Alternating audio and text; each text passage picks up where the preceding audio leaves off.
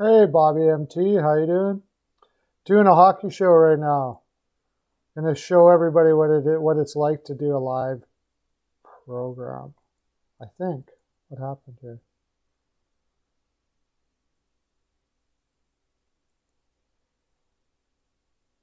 Hey, everybody. Okay, there we go. I for some reason my window capture won't shut off. What the heck?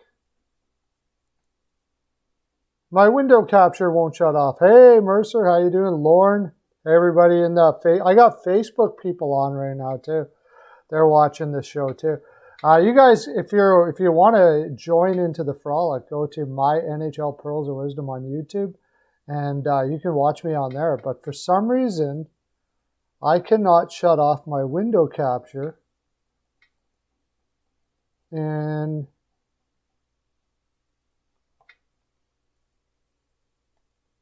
okay, there we go.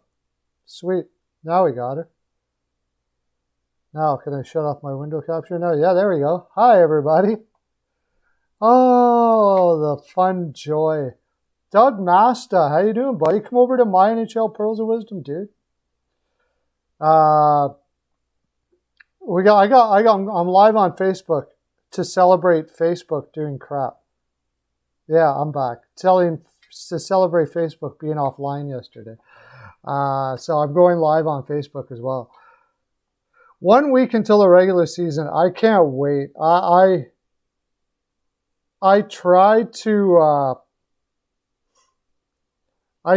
watch some preseason last night. I just can't do it, dudes. I don't mean to be a Debbie Downer, but I just can't stand watching people not check people. I can't stand it. It's just not hockey to me. I might as well be watching soccer, pretty much. Only 2 more preseasons for the Canes, right on. Yeah, only 2 more weeks and we are done with the preseason. Only. That's about that, or 1 week. That's how long the preseason should be. 1 week. That's it. Oh, I can't wait. Cannot wait till preseason is here and gone. Can't wait till it's gone. I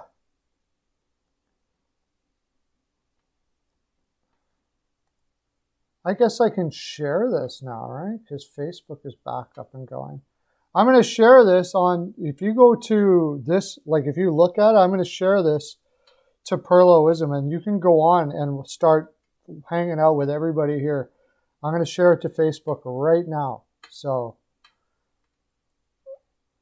and then you guys can hit it, and you can join on YouTube as well.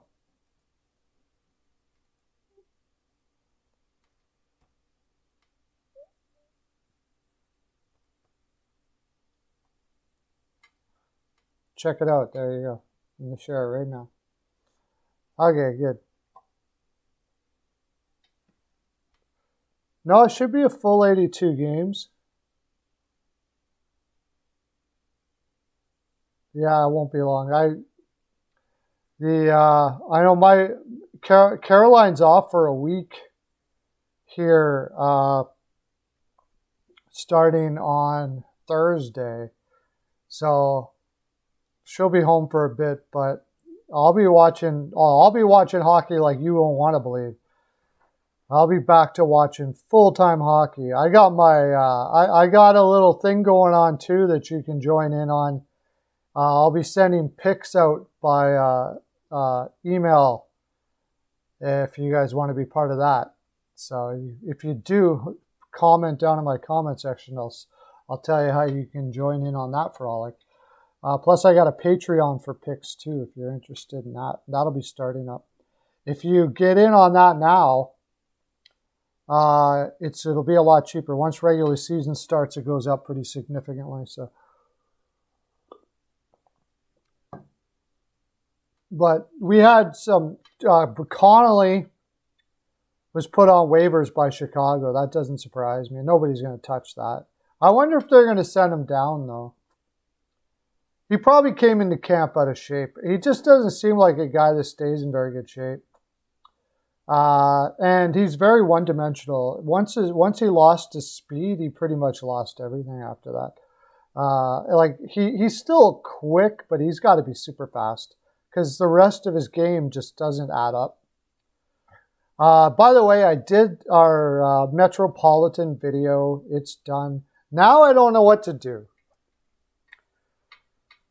Now I don't know what to do for a video. We could do awards. What do you guys think? What should we do now? What should we do next? We did all our predictions.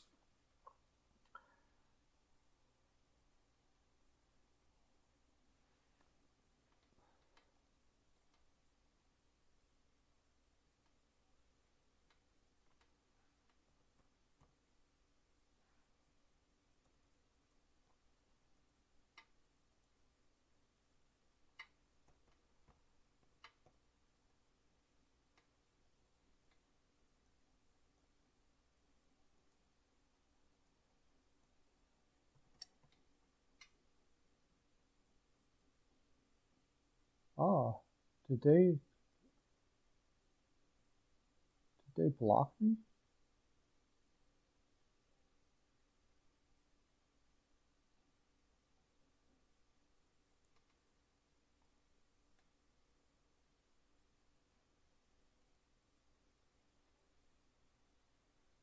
Which coach or GM gets fired? Well, that's... how about we could do coach rankings. I don't think... we never did coaches, right? We never did rankings of the coaches. But honestly, people generally don't care about that, but maybe. We could try it. I mean, we never did the coaches, and we never did the general managers either. Which one do you want to do, coach or general managers? I feel like general manager. Coach rankings. Okay, so we'll give a percentage point, but we got to get up to 5 concurrent viewers yet. So we have to get up to 5 concurrents. I'm sure CL will be coming in. We'll see Hajin. We'll see a bunch of people coming in yet.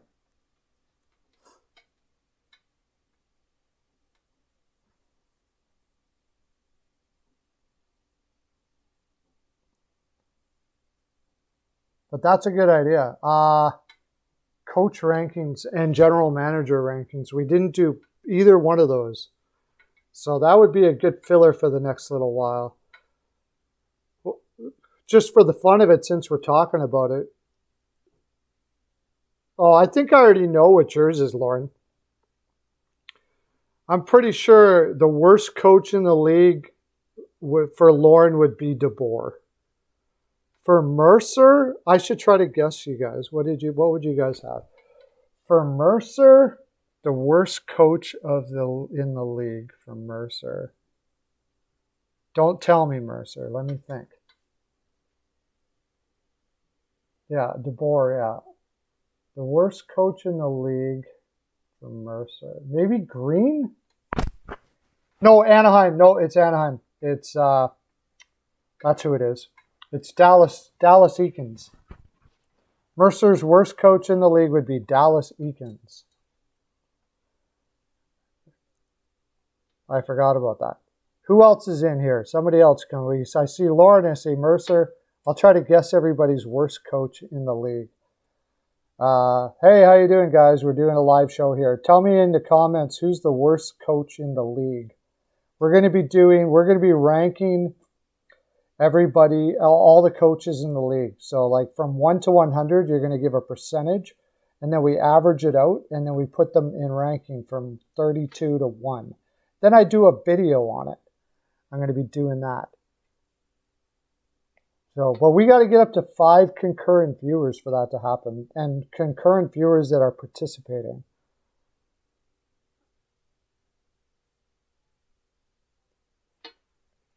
I don't think it'll surprise me, but I would say that you would pick Joel Quenneville. Maybe not. Maybe Sullivan. Mercer would take for the best coach in the league. Mercer, I don't even... Is Mercer still there? He hasn't said anything. He's off and doing other stuff, I guess, while he's talking. I'm going to do that.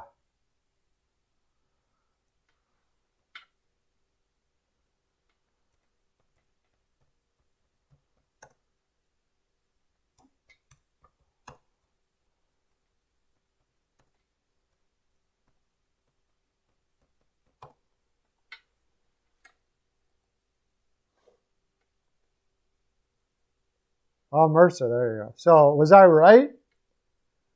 Dallas Eakins, you would pick as the worst coach in the league? Okay, let me look up. I got to get my cap friendly up here so I can guess what Lorne's worst coach in the league would be. Or best coach in the league. Oh, okay, no, I know who it is. Sorry, it's Dean Evison. Dean Evison, I think. You're right. Okay. The best coach for Kyle Mercer, I think, Lauren, your best coach. No, it's not Dean Evison. Oh, okay. It's not Dean Evison.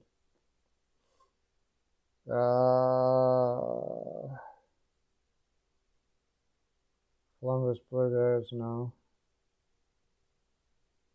Ottawa.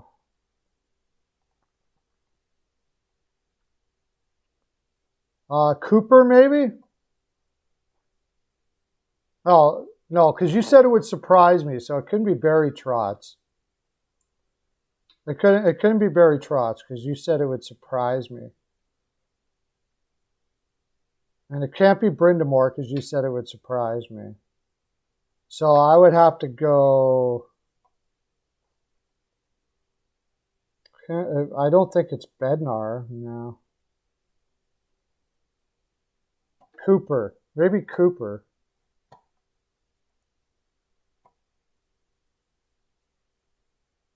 He coaches in the cell. Okay, so yeah, Cooper.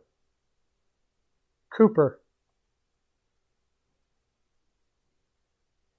It's got to be Cooper. It can't be Brindamore because that wouldn't surprise me.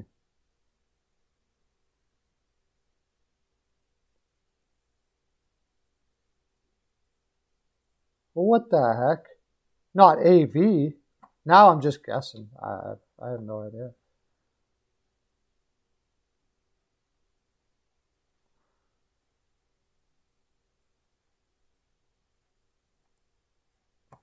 Same division. Same division as Tampa. No, as Florida. So the Atlantic. The Atlantic division. It can't be Montreal. Smith?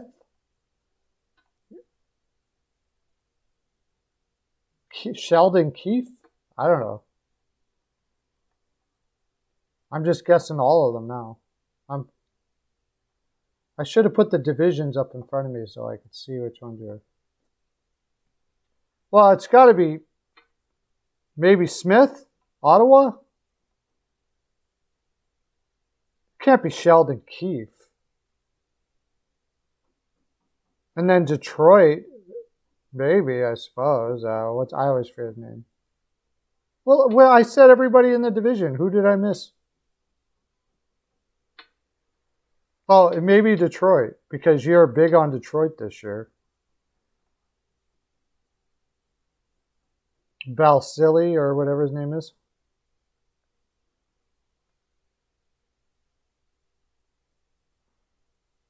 Oh, right. Cassidy.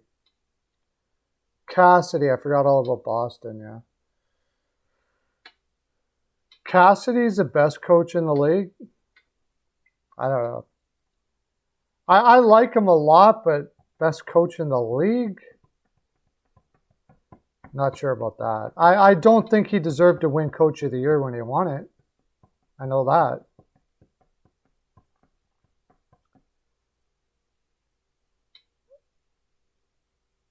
I don't think he should have won Coach of the Year when he won it. That's for sure. Oh, we're almost at 5 concurrents. Everybody that just came in, stay here. We're going to be ranking each coach in the NHL, and you're going to participate. You! CL, favorite coach in the league. Okay, are you going to go all Philadelphia homer and go AB? I'm guessing who you think is the worst coach in the league and the best coach in the league. Yeah, Trotz. Oh, yeah, I should have known. Mercer would say Trotz for sure. I would say CL would say Trotz as well. And the worst coach in the league, CL would say, don't tell me. You don't think Trotz is the best coach in the league? Okay. Joel Quenneville. Joel Quenneville or Trotz. Oh, maybe you're saying no for AV. Joel Quenneville or Trotz. And then the worst coach in the league, CL. For CL. Worst coach in the league. Who would he think is the worst coach in the league?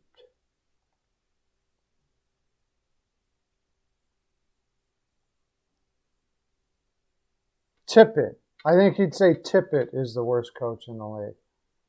I think I might say Tippett is the worst coach.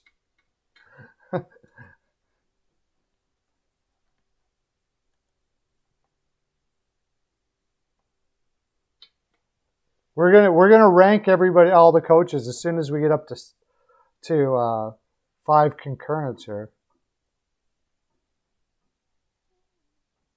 So Trotz number 1 in that order.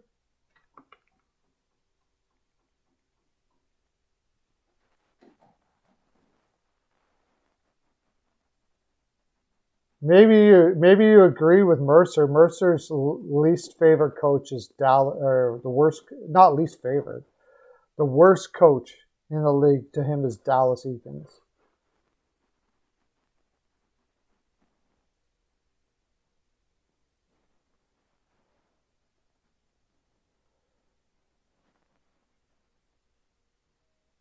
Yeah, I mean, he just had a better roster too, though, Lauren. I mean, but I don't want to take anything away from Cassidy, because Cassidy's fantastic. Yeah, of course, he's fantastic. He's a great coach, but best in the league, not so sure about that. But I mean, you're splitting hairs here. All these guys are. Quenneville's awesome. I would. Then you guys guess me. Who do I think is the best and worst?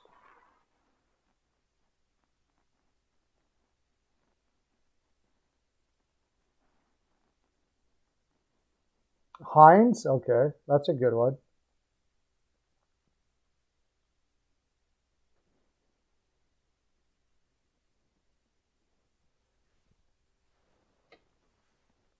Yeah, I still got to give it to Trotz. Yeah. No, Trotz. Yeah, Trotz. I still got to give it to Trotz. At one time I would have said Tortorella, but I got to give it to Trotz now.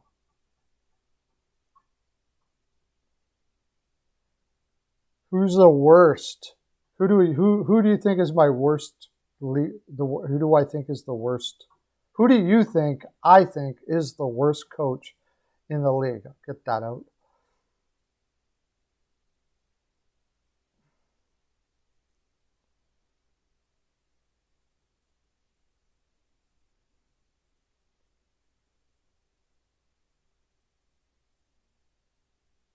Oh, no, I don't think Bonus is the worst. No, I think I don't. No, I like Bonus. I think Mercer's got it. I think Tippett might be the worst coach in the league.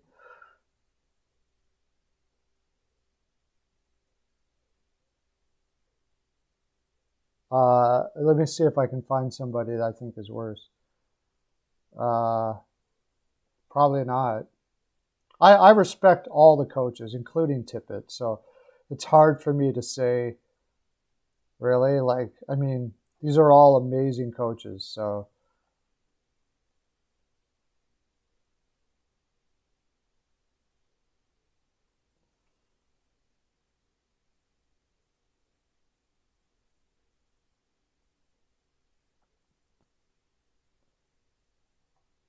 This should be fun. Yeah, I would say Tippett and to tell you the honest truth, Laviolette has really slipped the last couple of years.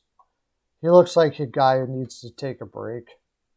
Laviolette looks like a guy who needs to take a break.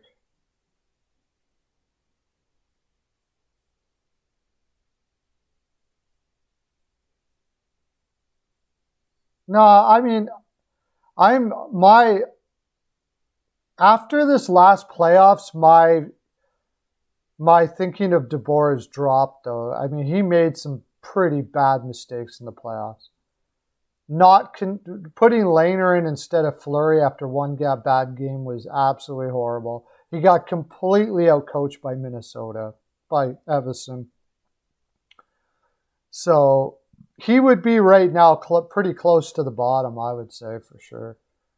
But at one time, I really had a lot of respect for DeBoer, and I still respect him, but I mean, I would have put him a lot higher. But that was a really bad. He's got to bounce back heavy because he made some horrible mistakes there. Hey, Sandy Pelche Tirio, thank you for coming in.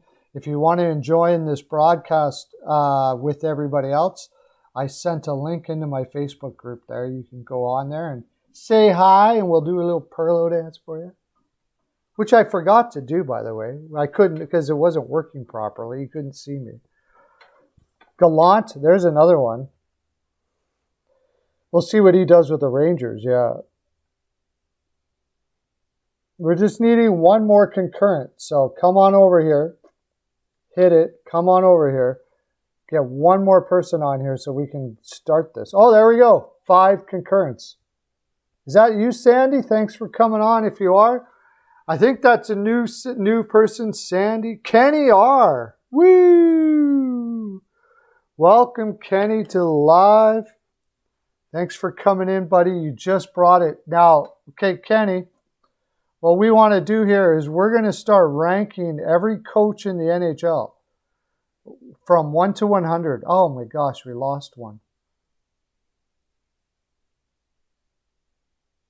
Okay, I don't do preseason. I don't put anything on preseason. I don't put anything on preseason, Kenny. I'll be doing some live stuff for that sort of activity when regular season starts, Kenny. So keep an eye out for that. I'll also be doing some videos on that. And Kenny, I'll also be doing, I'll be doing email transfers for picks as well as my Patreon. So that's cool, Kenny. That's all right.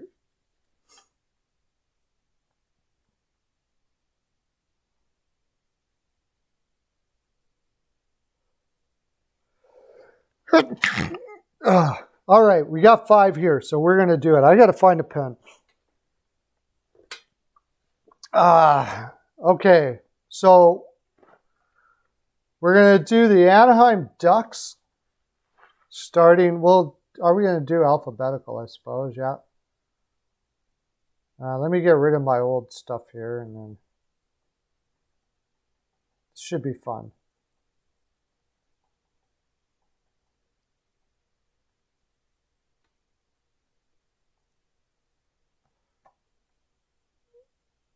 Sean Patton, Howie. I don't know. It's preseason. I don't put any stock in preseason at all, Sean Patton. Doesn't mean anything to me.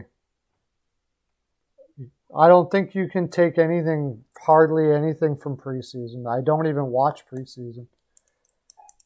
I watch it for like maybe a couple minutes, and then I watch like 4 people miss their checks and, you know, see a guy that could have got body checked swerve out from the corner without anybody touching him, and, you know, backhanding in the corner, and they're like, oh, he's going to play. And I'm like, no, he's not, because he never would have been able to do that in an actual game. So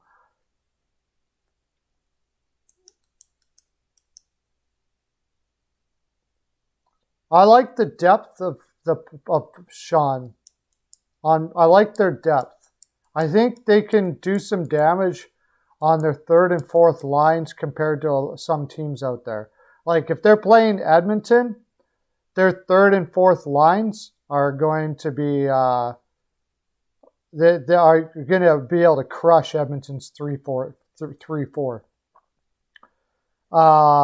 other and a few other teams too in their own division. You think he's unlikable, DeBoer? Really? Never really paid it. I never thought he was unlikable.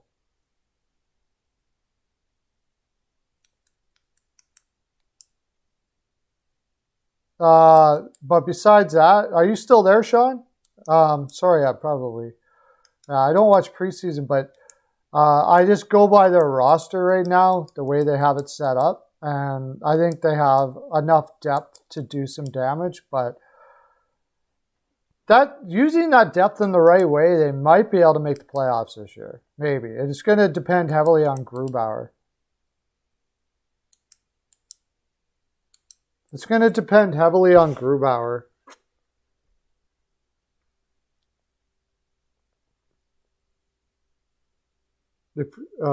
Drigger, I'm not sure. Drigger, when he looks good, he looks really good. And when he looks bad, he looks really bad. So.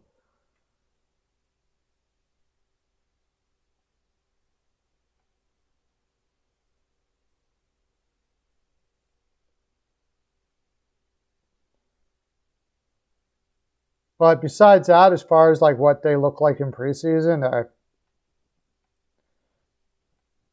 I don't, like I said, I don't put any stock into preseason because there's so many, it's not really hockey. It's sort of like, it's like a version of hockey in preseason. So I can't really tell what somebody's good or not good or whatever in preseason. People aren't really trying all that hard in a lot of cases. So, yeah. Anyways, okay, Patton, you can join us as we rate every. Yeah, we'll see. They got a better division. To tell you the honest truth, I think the best thing that Seattle can do is be out of the playoffs by the time the trade deadline comes and trade as many of their veterans as possible for picks and then grab some more free agents afterwards. That's what I think would be the best thing that they could do. Because even if that roster makes the playoffs, the likelihood of them going to the finals is pretty slim. So, how do you say that? Really? Okay, you guys could be right. Modern day Mike Keenan, I don't see him as a hardcore tough coach. I must be missing something. I must be missing something there. Anaheim Ducks and Dallas Eakins to start. Who's going to be, we got Mercer here. Who's going to be doing the AAVs here, the average for everyone? So from 1 to 100, you give a ranking for Dallas Eakins. And then we are going to go, of course, and make a video of this, ranking where every coach lands. Mercer's going to do the average. Okay, good. So if you're here, stay here. Don't go. Don't go. We're at 5 concurrents right now. Dallas Eakins. Shoot her up, everybody. What do you give Dallas Eakins from 1 to 100? As a coach. I'm really on the fence about this because there's aspects of Dallas Eakins I really like. Like he usually turns players into very 21%. He's very good at conditioning and making sure guys are fit and all of that sort of stuff like that. I also find it difficult to. He has very little doesn't have a very good roster to work with. You don't know enough about coaches. All right, well, you can just listen in. You don't have to put it in there. Just listen in. You can hear what we think about each coach. Yeah, if you don't know, then just listen in. We have to have 5 numbers, though, from each one.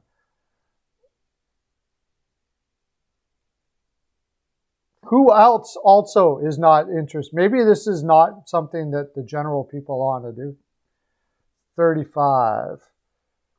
35 for CL. If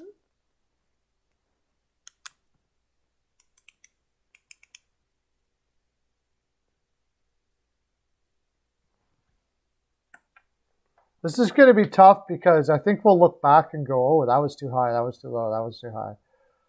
I am totally on the fence about Dallas Eakins, so I guess I should give him 50. There's aspects of Dallas Eakins I really like, but I'm like, he hasn't had a roster to work with. On the same note, he's had Gibson has gotten worse under his tenure. So that would tell me that maybe he's not really getting the best energy or atmosphere in the room. Or it could be just Gibson's just getting fed up with losing and he doesn't really want to be there. And there's not much you can do about that as a coach sometimes. So, yeah, it's everyone's opinion. You don't need to know, like, no, but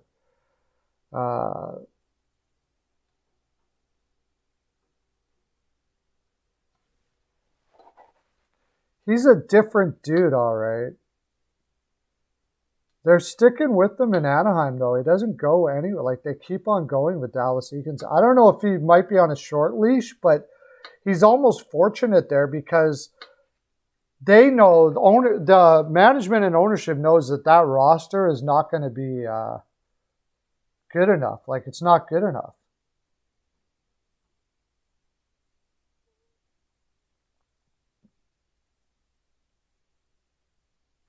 Both the ownership and management know that roster is not good enough. So I got 50. We need 2 more numbers. So we need some people to come in here soon.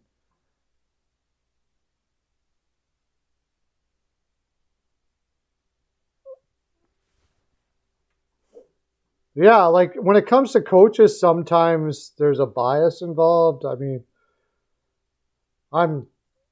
I'm sure I'm going to give somebody a low one, and then like, and these are all amazing coaches too. We're basing this based on what they are in the league, rather than whether they're a good coach or not. Of course, I mean, this is just NHL level coaches. They're all fantastic, brilliant hockey minds, I'm sure.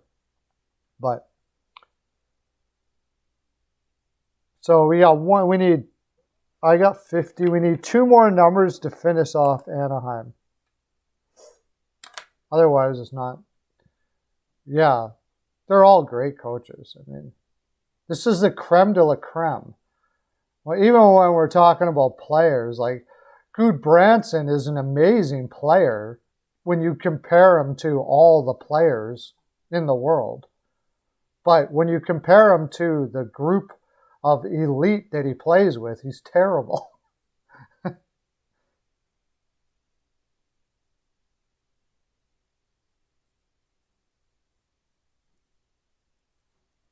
Yeah, they wouldn't. I mean, it takes a lot to become an NHL coach. You have to have, yeah. And then when you get there, it takes you learn and come to a whole new level. I mean, it's just like what happened to Hackstall in Philadelphia. I think he's probably a brilliant coach, but I mean, when you're going from college players to multi-million-dollar NHL players, there's a whole lot of things that you're having to work with that you never worked with before. A whole bunch of different ego stuff, and these guys have talents on levels. They've got everybody telling them they're the greatest thing in the world.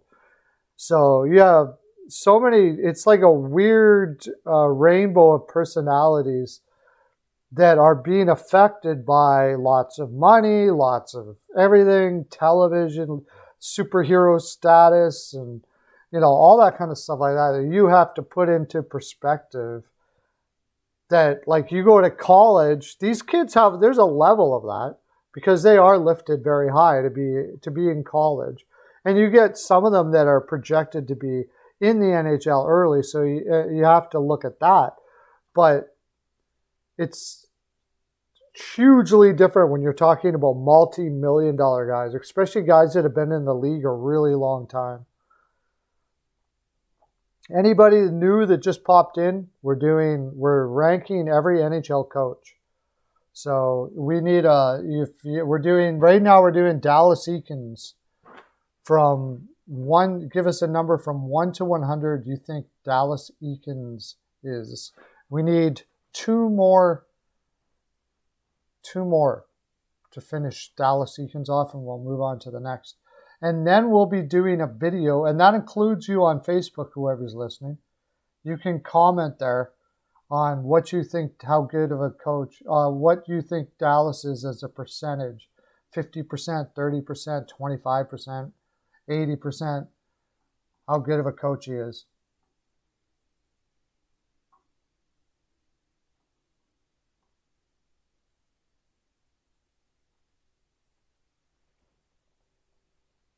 While we're doing that, I'm going to take a look to see if we got any new news here so we can talk about other stuff while we're doing it.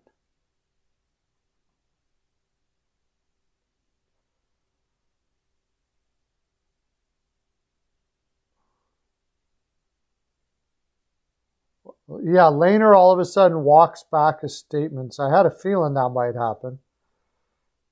You telling me the NHL was happy with the way he did that?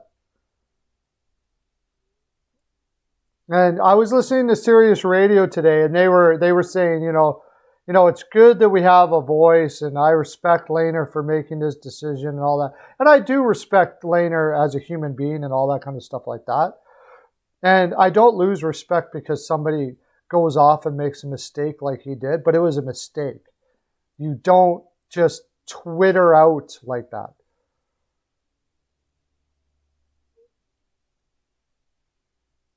Yeah.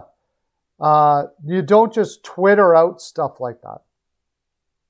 It's just, no. I mean, I'm sure Gary Bettman was like, first things first, don't do that again. Second, we'll look into what you're saying and we'll, all of that. But Colin White is out indefinitely with a upper body injury. That hurts for Ottawa. I know he's not what they expected him to be, but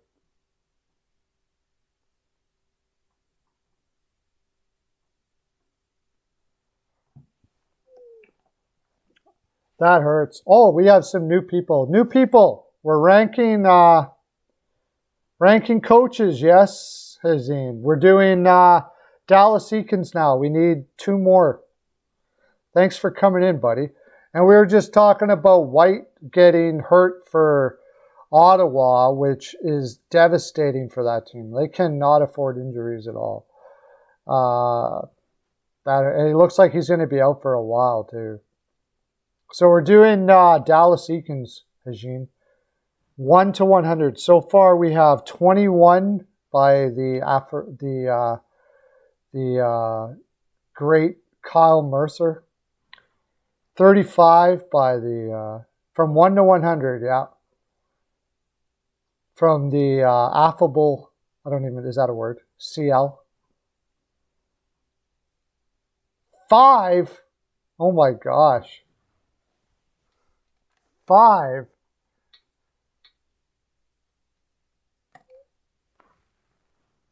Dallas, Eakins should go to Dallas, yeah. Maybe he'll get a gig there after he gets fired from Anaheim. It's possible.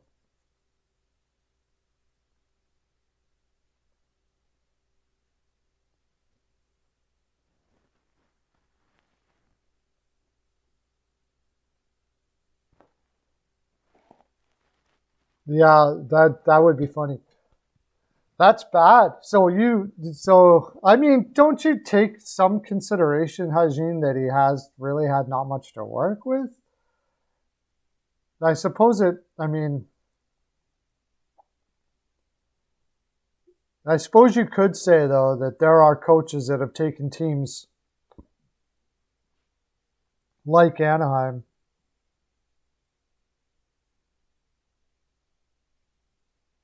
You're giving him a 4%? You didn't do one, Lauren? Oh, I guess not.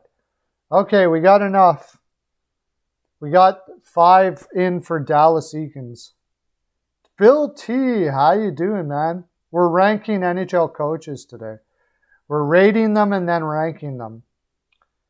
So we have Dallas Eakins, unless you want to put in a percentage real quick.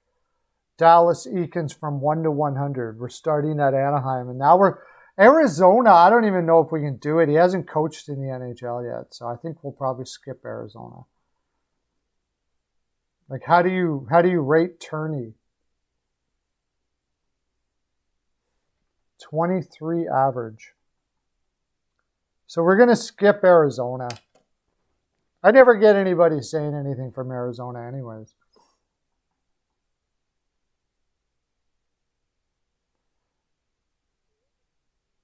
Okay. Yeah, we're skipping the Yotes. There's no need to do the Yotes. So then it would be the Bruins. I don't see where that roster is very good, man. But you could be right. It could be because of poor coaching. He's not getting the best out of those players. Could be. So that would be next. We'd be looking at the Boston Bruins, right? Am I right?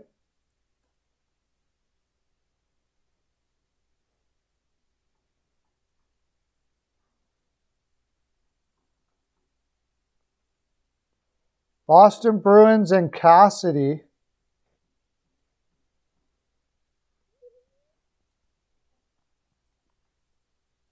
Yeah, if they don't finish last. Yeah, he should get Coach of the Year if they don't finish last. That would be something. Cassidy, 95. 100. Okay. 90. Mercer, 93. What the heck am I going to give Cassidy?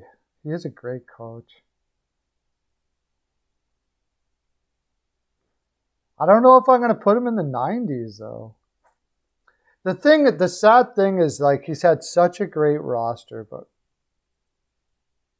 he has had depth problems.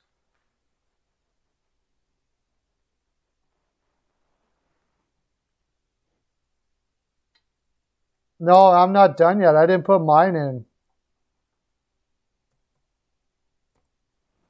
I got to put mine in. Oh, Bill did 70.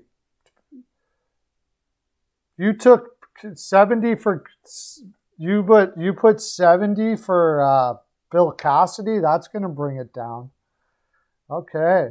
So you're not a big Cassidy fan, Bill, or are you going to be grading hard here? Is that why?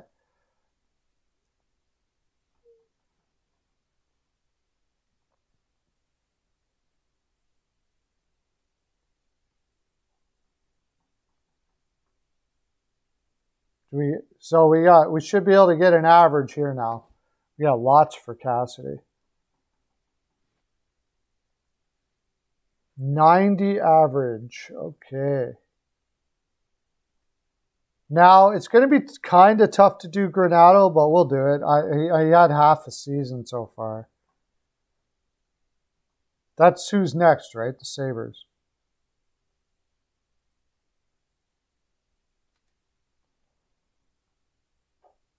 He did really good in the second half last year, though. Yeah, that team was like night and day. 40. Can't give him a high one yet until he has more time in the league. Is that what you're doing there, Lauren?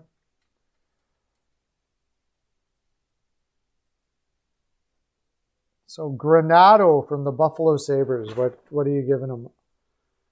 I'm pretty high on what he did. I don't think I can give him that high yet until I see him do it for a longer period of time. just one half a season. We're on the Buffalo Sabres and Granado, which is like kind of tough, but we did get a half a season to look at them. Mercer, 37. Wow, he's just...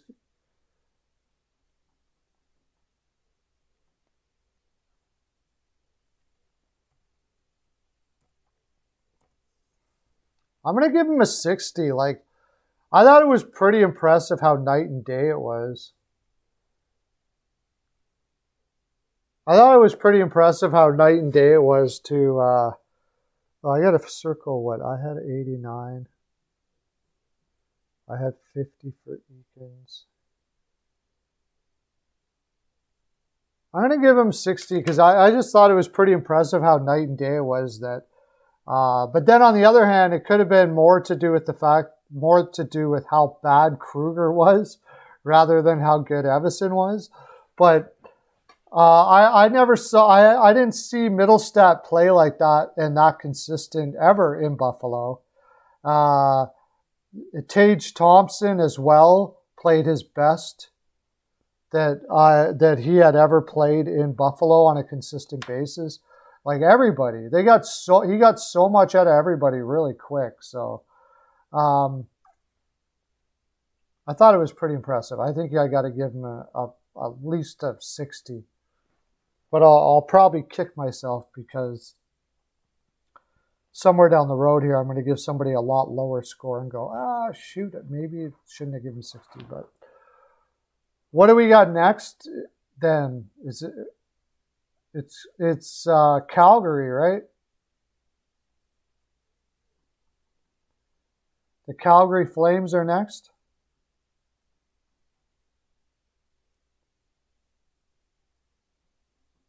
Yeah, it seems to not be a complete idiot, true. So, Calgary Flames.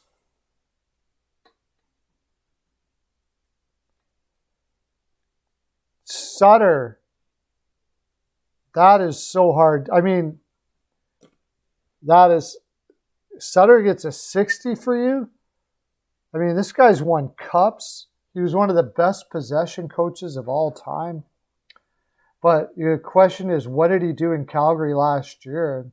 Honestly, I didn't really see that he did all that much last year, but Bill T is taking 50%. I had a tough one with this. CL is 70. Mercer, 76. Oh, man, I'm having a tough... Has Jean 90? Wow.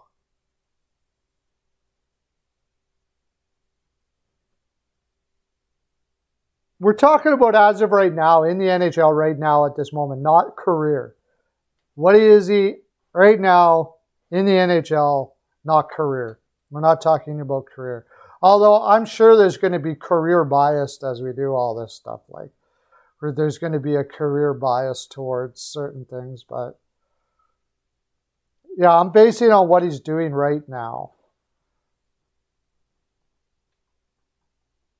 If I'm basing it on what he's doing right now, should I really give? I mean, Calgary didn't go anywhere after he came in, but he was just trying to find out.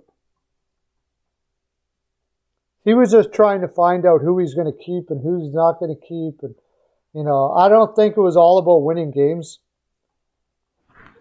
at that time. Okay, I'm going to give him.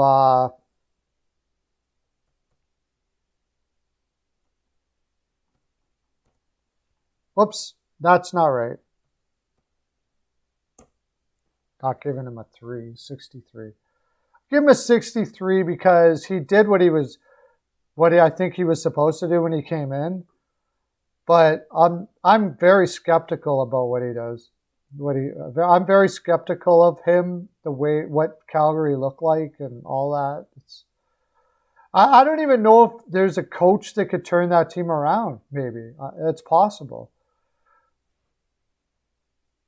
But that's probably going to be one of my lower scores. Like, I don't think I'm going to have too many, like, horrible scores. That's probably going to be right around the middle. Okay, what do we got for an average for Sutter? Steven Dykstra, how you doing, my friend? Are you a Chicago fan? Should be if you're Dykstra. We're giving percentages to every coach in the NHL, and then we're ranking them, and I'm going to do a video on it.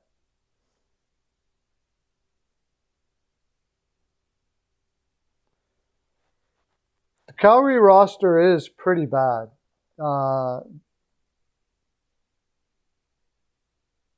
Yeah, 68.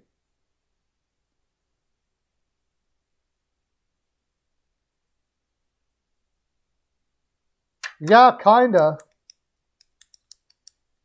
Yeah, Flames fans like are way too positive on their rosters. For sure. I have to agree with you. There are guys that are more realistic, but they're fewer than most teams. Especially for a team that's had a team for a really long time. Like I can see it from the Tampa Bay Lightning or something like that. You know, because it's all cool. Even Vegas, but Vegas, those guys are getting negative like hardcore right now.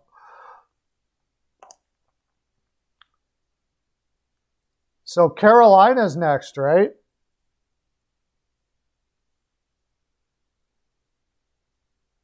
Brindy. I am right? It is Carolina. Is it Chicago? No. Carolina. It's got to be Carolina. Then it'll be Chicago after that.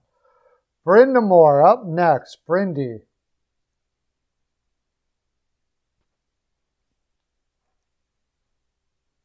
$92.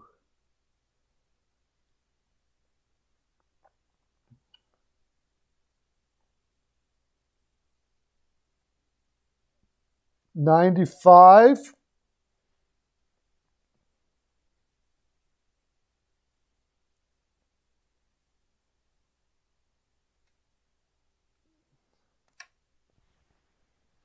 $96 for CL.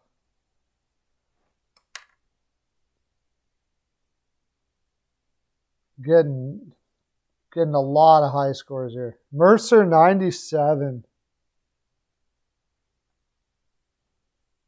Just trying to think here, who am I going to put?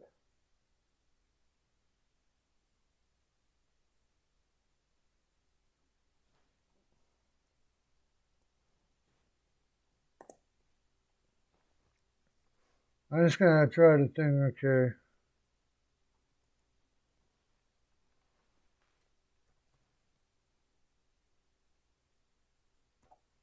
$95. He's one hell of a coach. That he could end up being the best in the league as soon as this year. He's pretty darn close. Like you're putting there's a couple guys that are all right up there in the same stratosphere as best coaches in the league. It's hard to choose between them.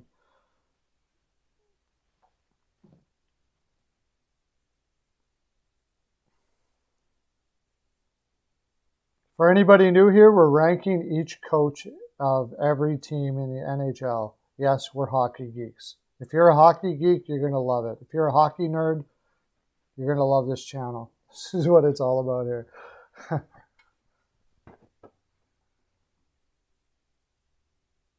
Mercer, okay, 95 average.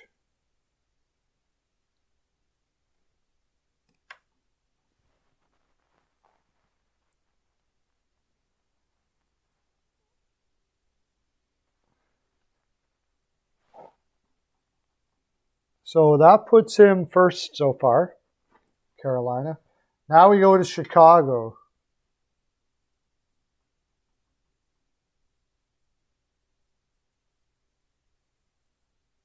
What, preseason? Or are you talking about preseason, or are you talking about in the playoffs? Yeah, in the playoffs maybe. Yeah, they got a way to grow yet before they're going to beat Tampa Bay. They got a lot of young players there. They got to learn how to win. I think Brindamore's done very well with the team, though. You know, a good sign of a good coach is a guy who makes whose system makes goaltenders look good. And Brindamore's system certainly does that. You look at Barry Trotz. We're going to talk about a lot of these guys. They make goaltenders look good. So, Cassidy. Yeah. Cassidy. We'll see what Halak is going to be in Vancouver. Let's put it that way.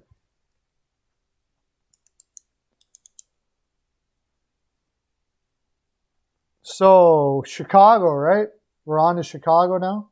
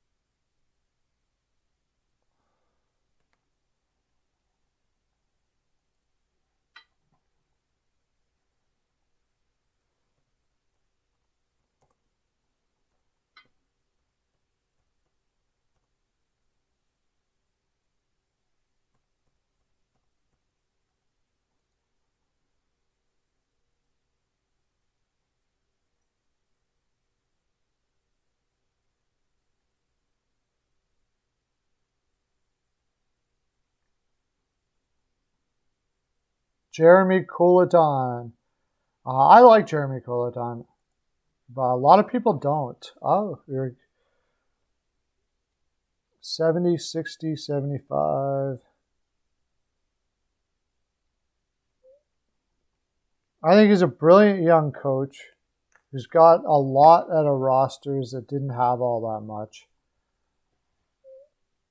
But he hasn't been able to put it together in the playoffs yet. So as much as I think he's going to be good, he can only go by what he's done so far. So I got him higher than most, and I'm sure.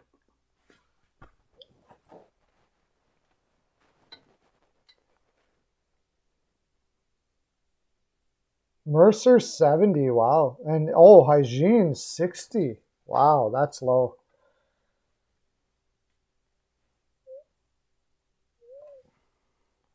Did we have 5 there? I missed one. 70, 60, 75, 73. Oh, I did mine. I didn't put mine in. Okay. 82, right? Okay. If you're new in here, we're ranking every coach in the NHL from 1 to 100. So you can put in your percentage, or you can just listen, see what we think of every coach. Yeah, you got to skip the Jackets because he's new, so can't really say anything about Larson. Although, for fun, let's do Tortorella.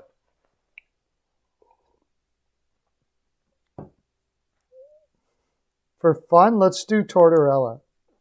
Why not?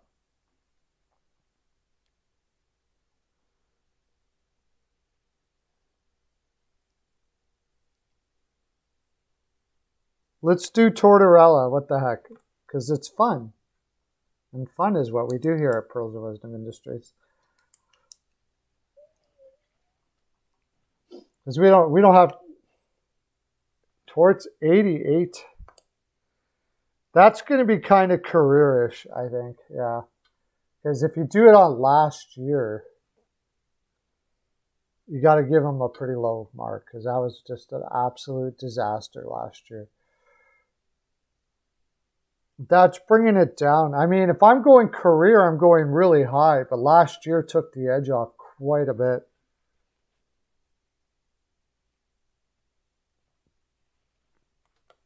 I hate doing this, but last year took it down so bad.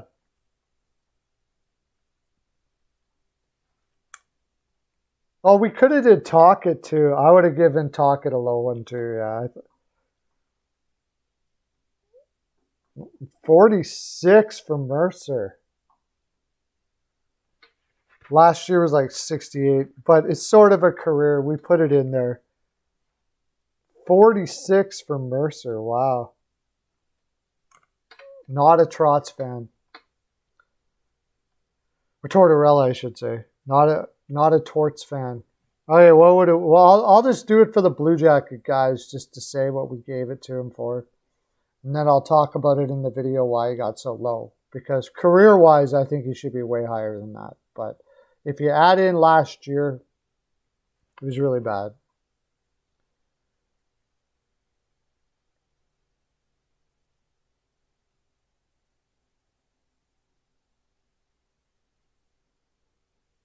$72 AV. What was Chicago's AV again? I forgot to write it down. 72 as well, right? 72. Okay, Columbus Blue Jackets. Now it's the Colorado Avalanche. Bednar. This should be interesting. I think it's Colorado, right? It's got to be.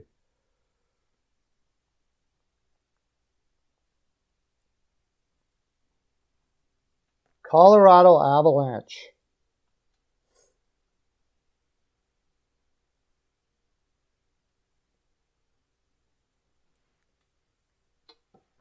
Lauren's giving Bednar 80. Yeah, that's so hard because he's got such a good roster. Man. 65 for Mercer. Mercer's the low man in. 89. What am I going to give him? I'm struggling with what I'm going to give him.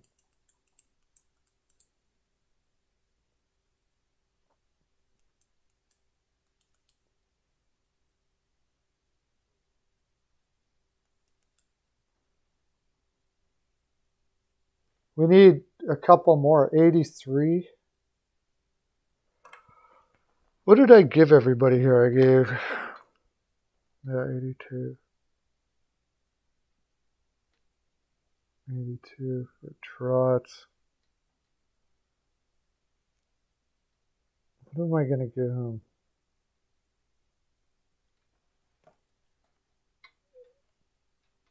I don't know why I'm giving him so low. Like I guess with that roster, he hasn't had any real big playoff success yet.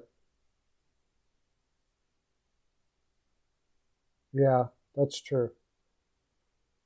The defense plays very well, but they've got a great defense to play very well. They score a lot, but they have the roster to do that. So, I mean, it's when you have that kind of a team, everything's based on expectation. The expectation is that they should win more than they do. However, the team is very green, but a great coach probably would get that team further than what Bednar has brought him to.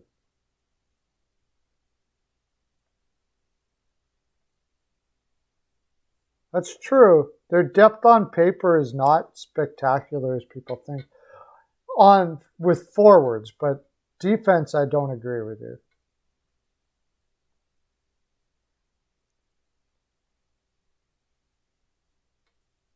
An average of 80. Okay.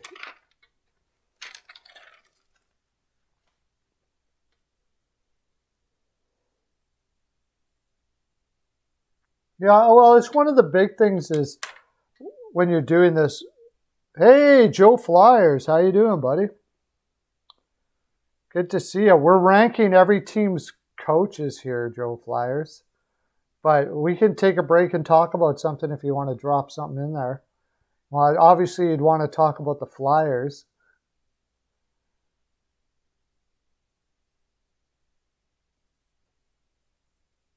What are we?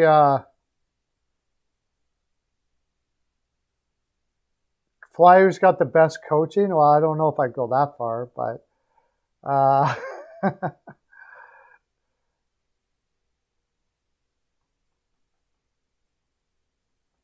Whoa, Hajin is freaking talking smack about Joe Sakic. He better be.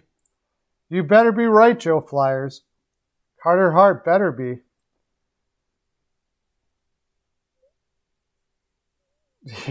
CL, I like this guy, yeah.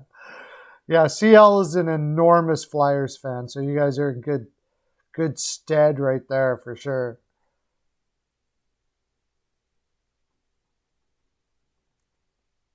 Yeah, well, I think he's just got a really green team, and we've seen great coaches have struggled taking a green team anyway. Gravite just posted a video saying that it's possible that the Ottawa Senators are moving on from Brady Tkachuk. That would be absolutely diabolical. Are you freaking kidding me?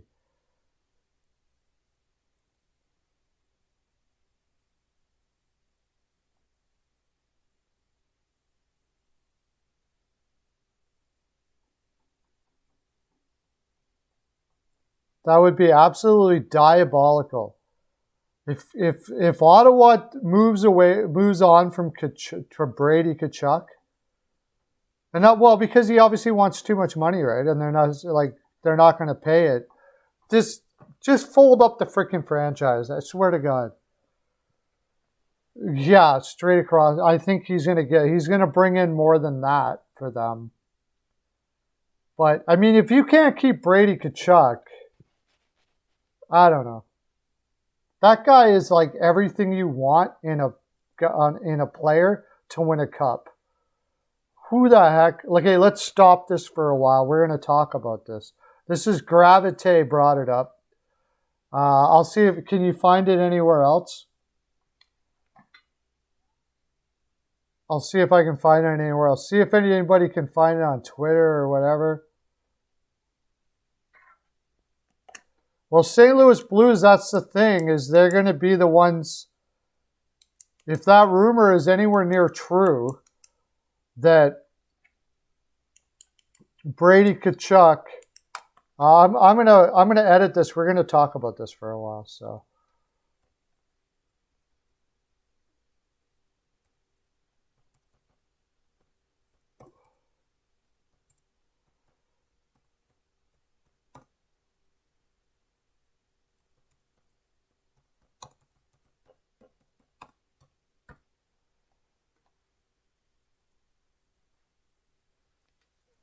I don't know what Gravite is saying, but Gravite is not a guy that usually just throws around rumors like this unless he's got it from a really good source. I give him $9 million all day. I give him $9 million for 8, no problems. I think Brady Chuck's going to be a point-a-game player that wins cups for you. It's like having Jonathan Toews in his prime as a winger.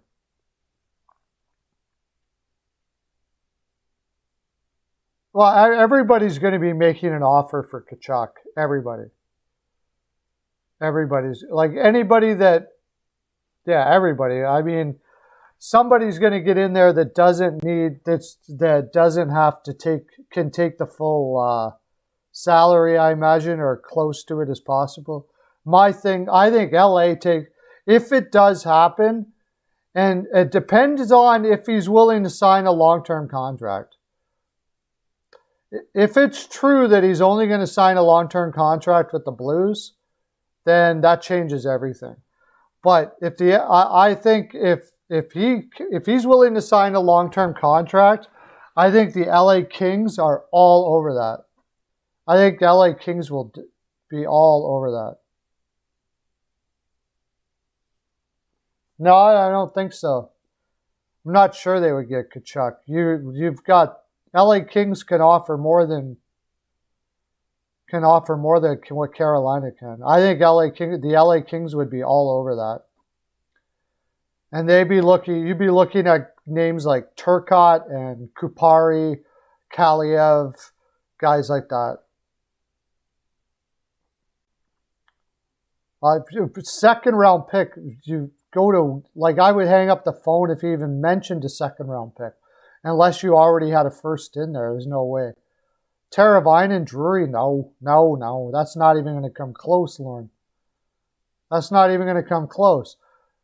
LA can offer Kaliev, Turcotte, or maybe even Byfield. Turcotte,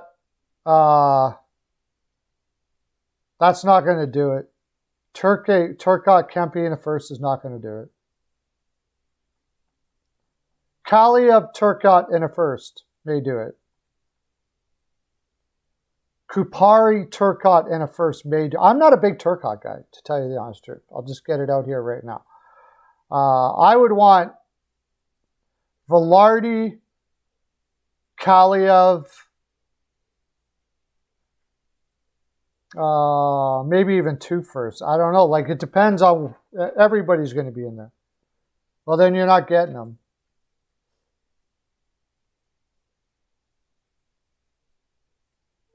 You're not getting Brady Tkachuk. Maybe you can do Kupari, but then you got to go Byfield. You're going to have to go huge. You're going to have to go big time, man. Kupari, maybe you could get away with Turcotte. I'm not a Turcotte guy. I think I'd rather have Velarde, Kupari, and then you got to have to give me a really good, maybe 2 firsts, like 2 firsts. But because LA, those firsts are not even going to be that great. If LA gets Brady Tkachuk, they're going to easily make the playoffs. So I don't think Kaliev is better than Tkachuk. I would trade Kaliev straight across. I would trade Kaliev straight across for Tkachuk. Like I said, I'm a huge fan of Tkachuk. Huge. Absolutely huge. Not just for his point production, but for everything else he can do. Let me see if I can find anything on here. See if I can find anything on this.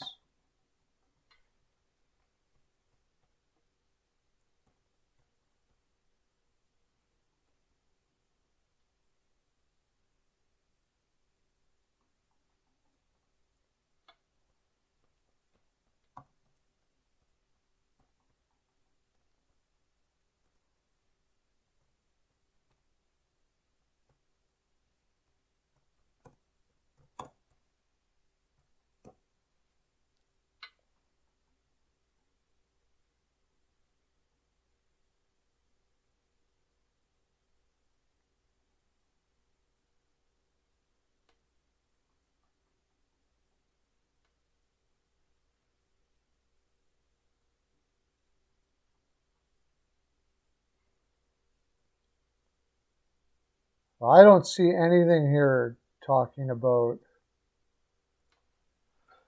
I don't see anything here about it. I don't know where Gravite got this from, but.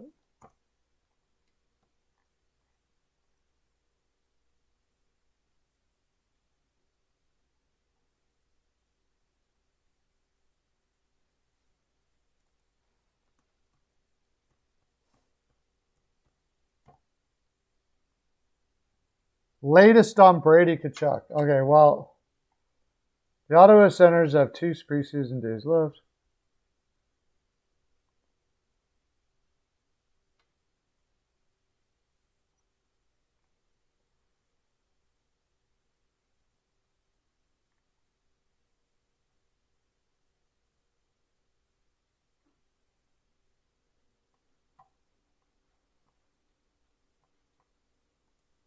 Did you guys find anything?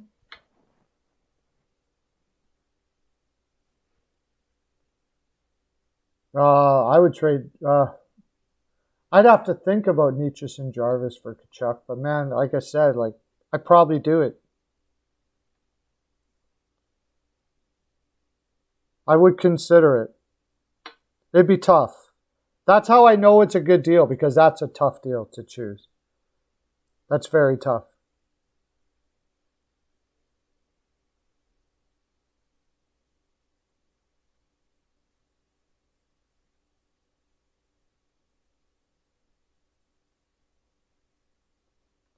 Strickland has a tweet about it. Not too much, though. Okay. Yeah, it's probably nothing. I don't know. Like I said, the thing is, it's Ottawa, right? If it was any other team, Ottawa could just walk away from anybody. I get that feeling that Melnick will eventually just say, this is how much you're getting, and that's it. You don't like it, too bad. And we're not signing a bridge. I think the scary thing is, and I get this too, if he's not willing, if he's only willing to sign a bridge, as much as I love Brady Tkachuk, I probably end up having to trade him too. Because I can't give him a contract like that and then he's going to walk anyways. If he's not invested to go 8 years, that's where I've got to now in the league. If that's where I've got to now in the league. If you have a young player and they're not willing to do a fair dollar at 8 years, I'm scared. I'm starting to get worried that they're not wanting to be invested in this team. Yeah, and how many times have we seen it over and over again that a player's like, I'm not signing there. Look at Jones in Columbus, or like they get to like 2 years before or a year before, and then they tell you, well, they're not signing with you, and then you have no leverage for a trade.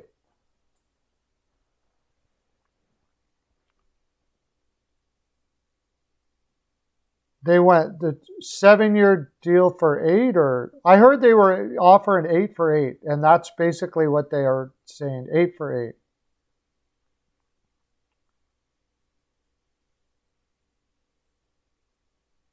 The rebuild. He said the rebuild is over. There's okay.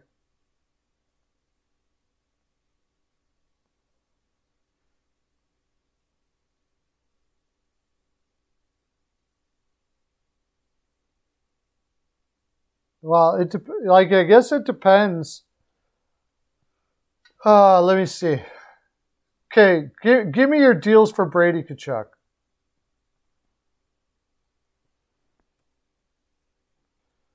I'm going to write it in my title here.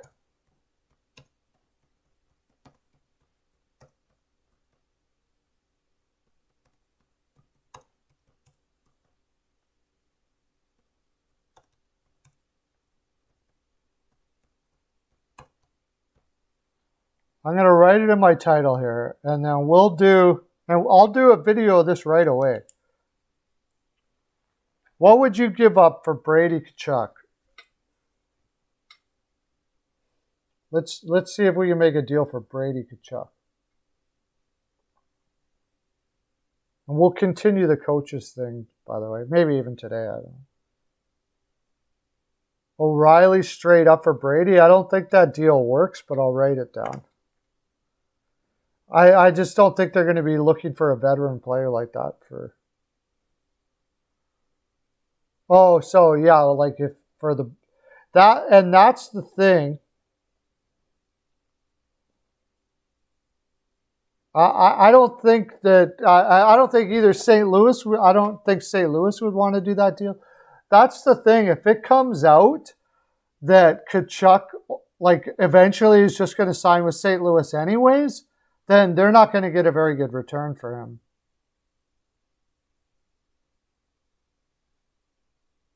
Any team making an offer for Tkachuk.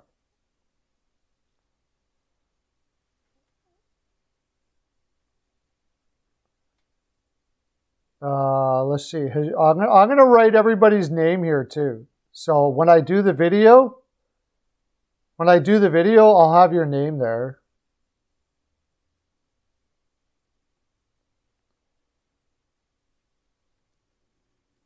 Turcotte, Kempe, and Spence, that ain't going to do it. You're not getting them, bud.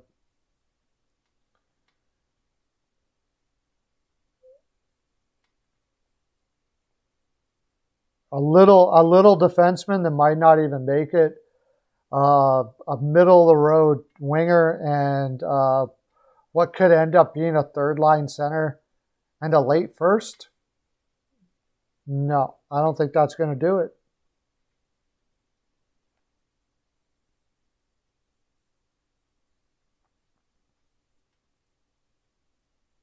Now I will say this, Eugene. If it's true that he's going to sign with St. Louis anyways, that deal might do it. But then you're going to lose him when he signs with St. Louis anyways. So then that deal might do it. If general managers get the inkling that he's going to sign with St. Louis anyways, then yeah, that might do it.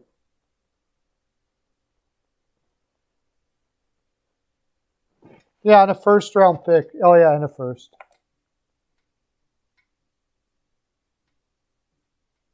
But they would have to be known that he's not going to stay there for the long term. He's not going to sign a long-term contract. What did CL say? Nah, they wouldn't be interested in Giroux.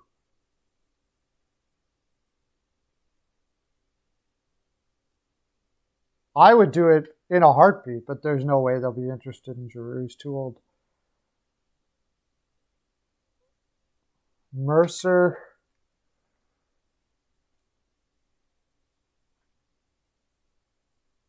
Mercer says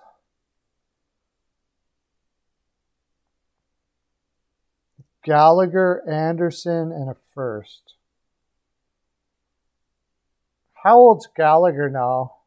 He's got to be getting up there, right? I don't know if they would do it. I know I wouldn't do that deal.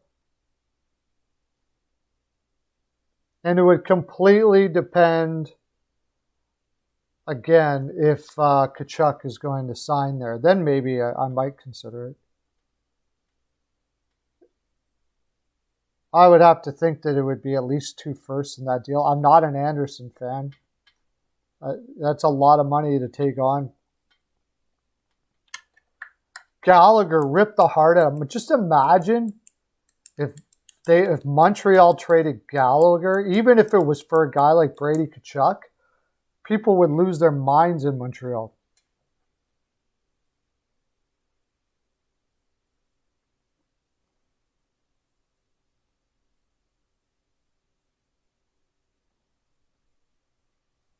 People would lose their minds.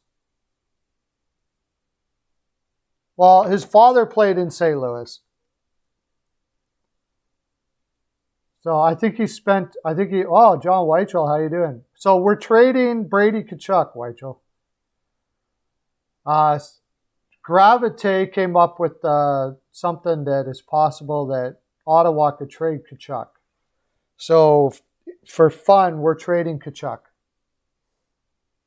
And I'm going to do a video on it. We were doing, and we'll go back to it again, ranking every coach until this came up, and then I decided we're going to trade Brady Tkachuk. So far we have, Hajin says that LA gives Turcotte, Kempe, Spence, and a first. I just can't see that being enough. We got O'Reilly for Brady. I don't think Ottawa's going to want somebody as old as O'Reilly. And I don't think St. Louis ultimately would want to give up O'Reilly in that deal, because if they're getting Brady, they're in win now mode. St. Louis, I don't think has enough to get Brady Tkachuk. Even if he says he's only going to sign with St. Louis when he goes into free agency in a couple of years, I think there's still teams that would take him as a 3-year rental to win. Like, look at the New York Rangers. What could they offer in that situation? But just imagine having Lafreniere as your number one, or Lafreniere and Brady Tkachuk on your left side. Holy crap.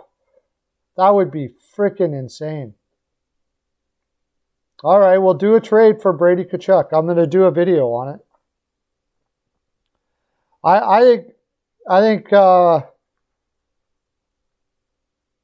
think Montreal would have to give up more than that. Although everybody loves Gallagher. Let's see, Montreal.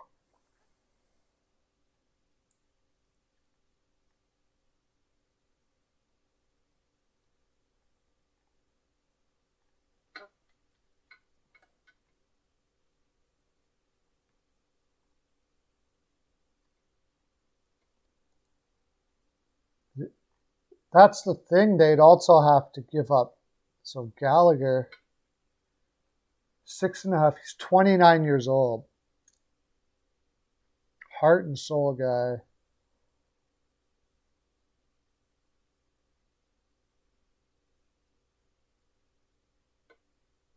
But he only can play right wing.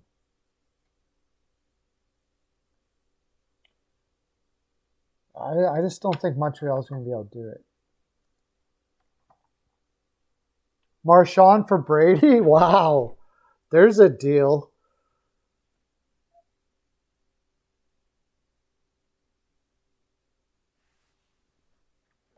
Wild claims somebody off from Nashville?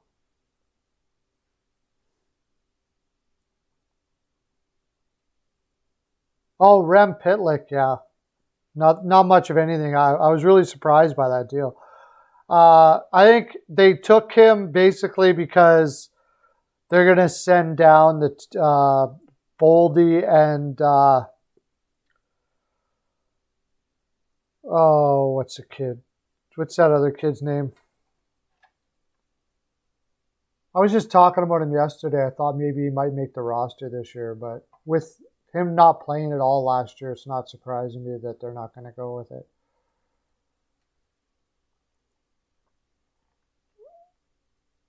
They're going to send Rossi and Boldy down. So they gotta. He's a guy that has played in the league, and he can not play every day, and he'll be happy. He'll be making NHL money.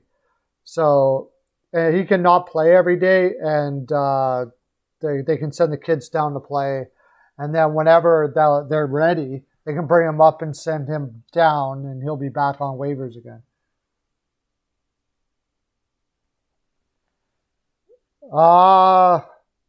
Geez, I'd almost take Kessel if I was going to get Chychrun. Chychrun and a first, forget about Kessel. I would consider that. That's and that's Arizona's first. Wow. I think I have to do that. And that his father played for Brady's father played for Arizona. Maybe Matthew can get him too. But they grew up in, I think they spent a lot of time in St. Louis, the Tkachuks. I could be wrong there.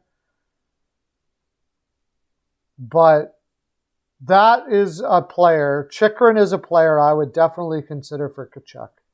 Chychrun and a first, I really have to do that, I think. Yeah. I really have to do that. I wouldn't do, as much as I love Brady, I don't think I make that deal if I'm Arizona. That's too much. You're talking, you have a chance of you have a chance of the first overall next year. Yeah, I don't think I do that deal. And I don't think Brady Tkachuk is going to make you that good that you're not in there. So that's a good one, Mercer, but as much as I love Brady, I think that might be too much.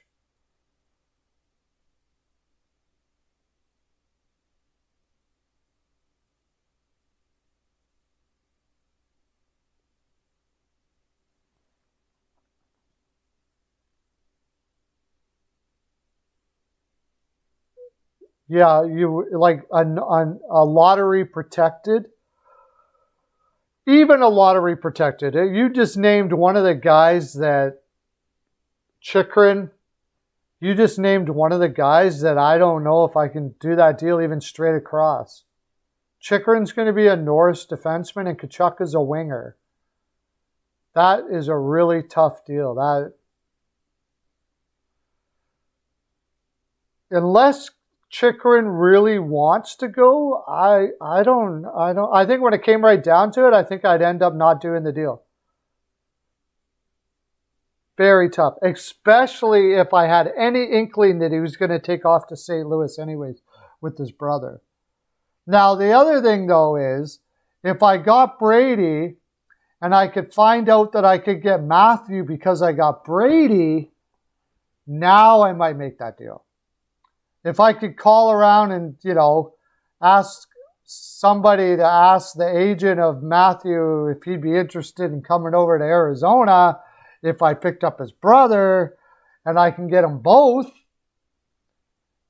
then maybe I got a deal there. I don't know. That's going to be tough.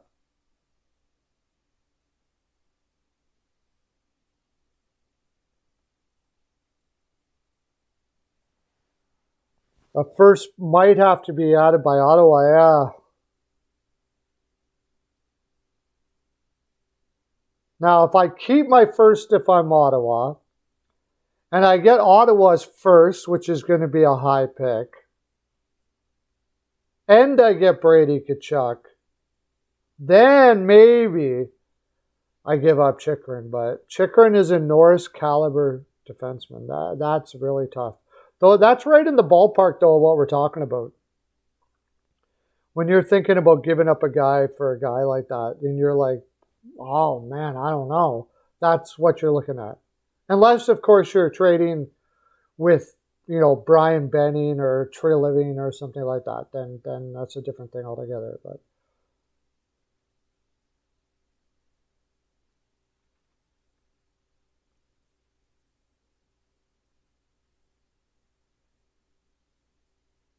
yeah, I mean, yeah, it's really hard to let Chychrun go. Very hard. If you can get Shane Wright, and now you got Ottawa's pick and your own to get Shane Wright. So if Ottawa is like bottom 5 in the league and Arizona's worst in the league, worst, they're looking at over a 50% chance of getting Shane Wright. And they still have the other pick, whichever one wins that. So you get Shane Wright, plus you would get another top 5 pick. That might be something you just have to consider no matter what. That would be interesting for sure.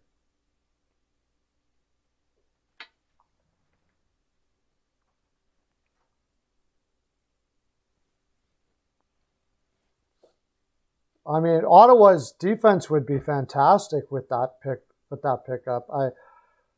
That's kind of the deal I'd be looking for Brady. Yeah. If I got to move him, I want something like that.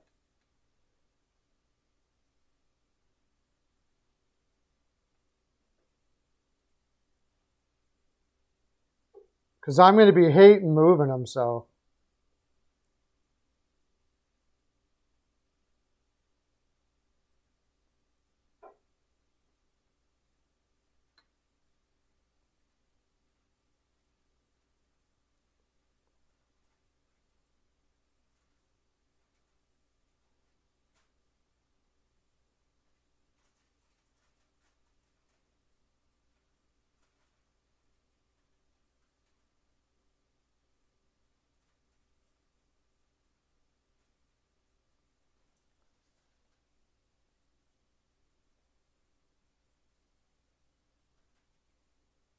Colorado trades Burakovsky for Tkachuk. Come on, give me a break.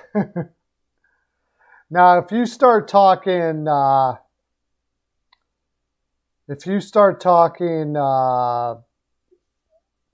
Byram,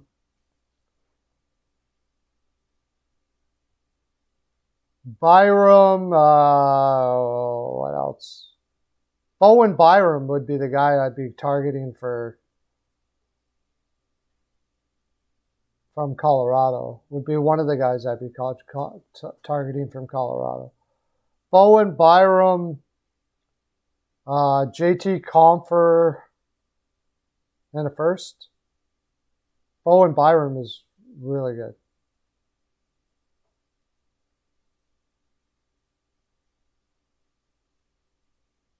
Oh, for sure. And that's what Arizona's doing.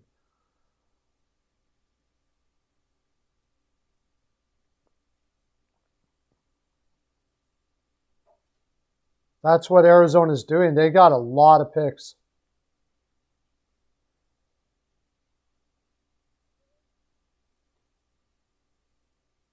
Yeah, but I would, like I said, trading Chikrin isn't one of the things I would do because Chikrin is in that category of those guys. As far as I'm concerned, I think yeah, at his position, he's in that category.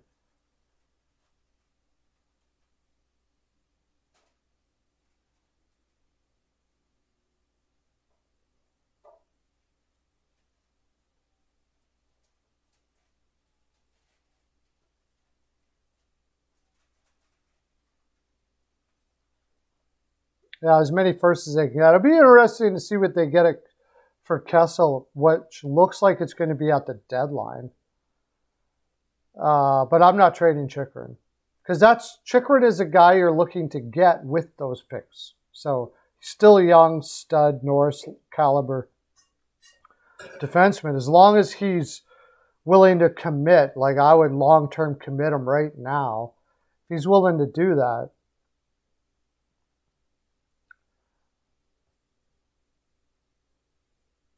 I would be willing to trade Clayton Keller right now, though, for some first-round picks, for a as high first-round picks as you can get. But I think it would end up burning you on, like, it would end up burning you visually, optically, because if he went to another club, he'd probably do way better than he's done in Arizona. It wouldn't kill me to keep him either. I like he's got there's a lot to like about him, and he just hasn't been able to play with a good lineup. But if you could get somebody to bite for a high first, but I doubt you will in the next 2 years. I don't think anybody's going to give you a top 10 first for Kelly right now. A first that could potentially be a top 10 first.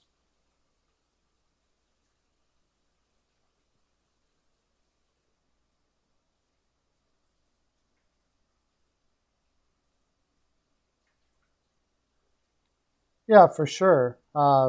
If you're to start off, and that's pretty much what Arizona's doing. They're grabbing some veterans that can play the game, right? And you don't need to spend too much on them like Detroit did. Like when they grabbed Nielsen and guys like that.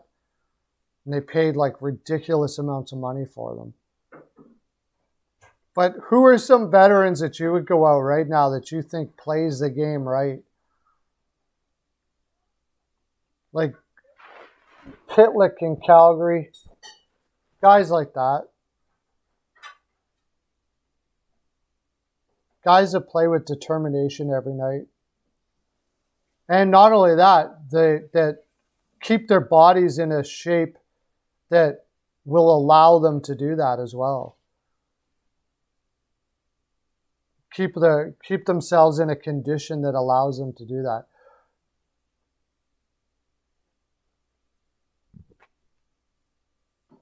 I want my players to be well-conditioned athletes, well-conditioned. So I'm going to be looking for guys that are known for being well-conditioned and play hard every night. It's a combination. You can't play hard every night if you're not well-conditioned. You're gonna run out of some guys I would look at if I was starting like a team like Arizona. What's his name from Nashville there? Rocco Grimaldi.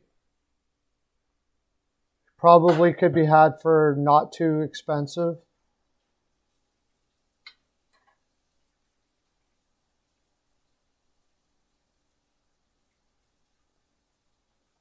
Guys like that. And you got to remember, you got to find guys that are understanding that what they're doing is that. Yeah, well, they already had Stepan, yeah. Stepan is like a huge leader in the room too, yeah. Big leader, clean living guys.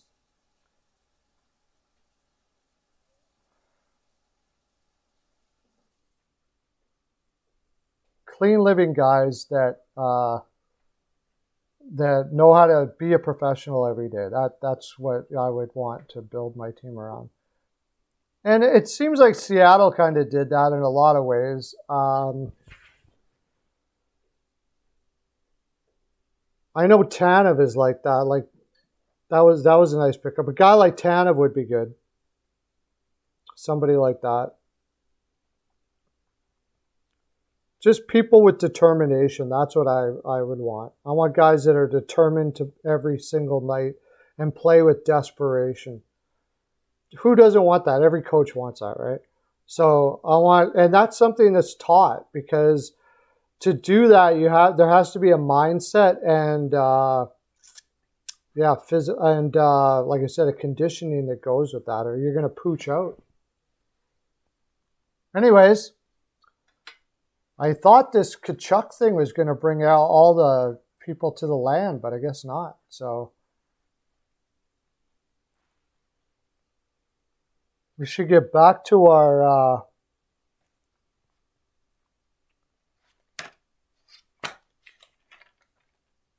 oh shoot, I shouldn't have did that.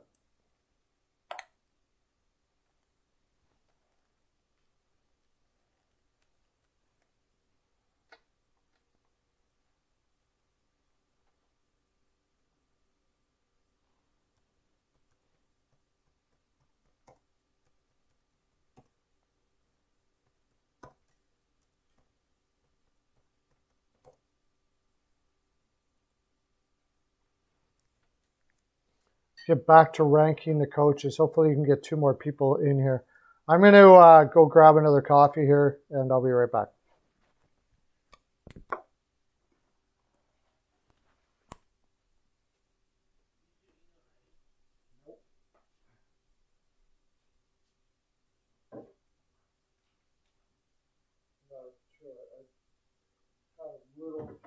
Very little bit of breakfast.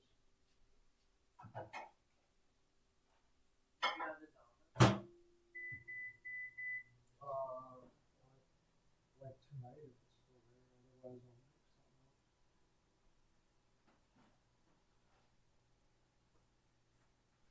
Is it, why are you asking?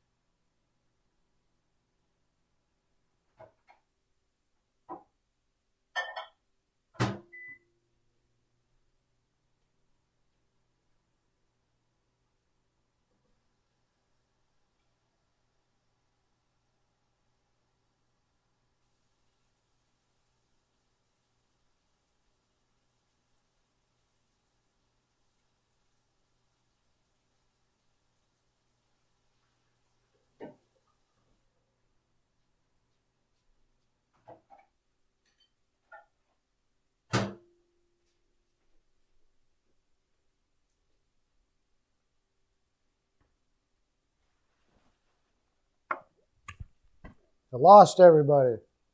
I guess I shouldn't have went anywhere. Oh,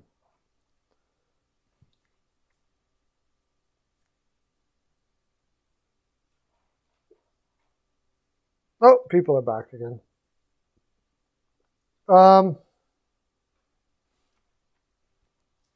Yeah, if I were to build a team,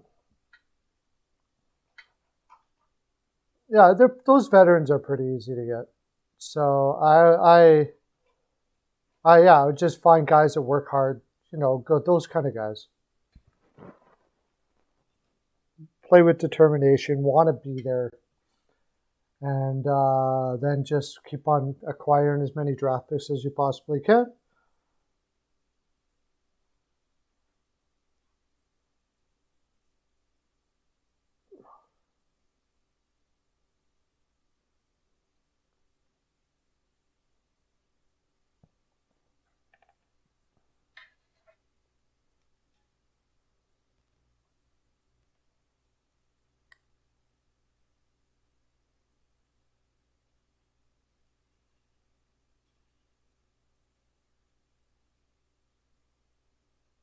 Why is that happening? I'm just checking to see how many views we got on our one that we did. First, Sweden announces the first 3 members of their Olympic team. The first 3 members that Sweden announced to go to the Olympics is Zibanejad, Landeskog, and Victor Hedman.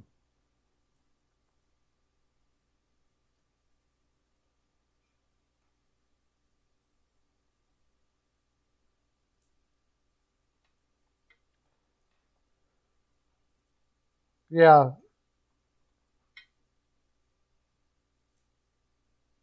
Did you get that? There are 3 Swedish players that are the first 3 Swedes for the Olympic team is Zibanejad, Gabriel Landeskog, and Victor Hedman. Victor Hedman's a no-brainer. Just trying to think, what other Swedes would you take instead of Landeskog? Yeah, is pretty much a for sure. He'll probably be the captain. But Zibanejad, am I missing someone? So, is that really the best Swedish center out there? Not that there's anything wrong with Zibanejad, but is he really the best? Lindholm.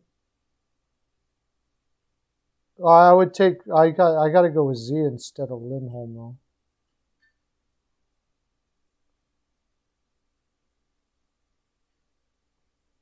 Yeah, both of them will be there. But I guess he is. I guess he is the only number 1 center Swede out there.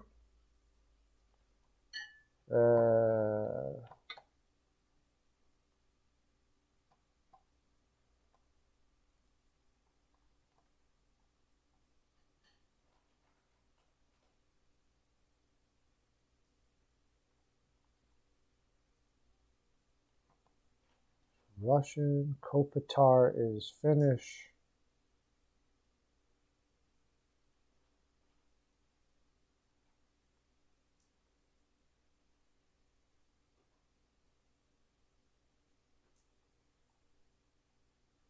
Yeah, he is.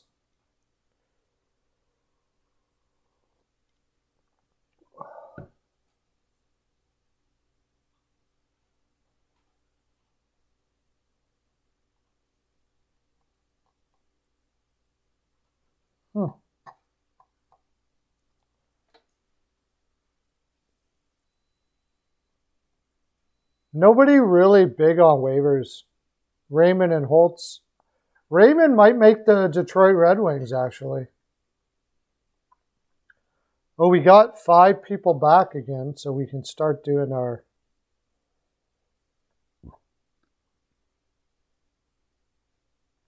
Gunler's not even close to ready yet.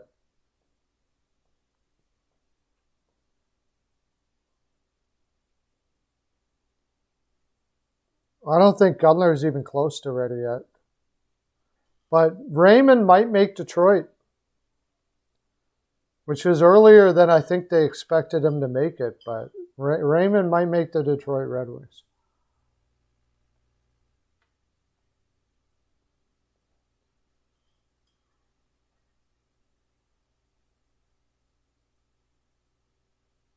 Yeah, I'm kind of skeptical how he's going to be after that bad year he had last year. We'll see.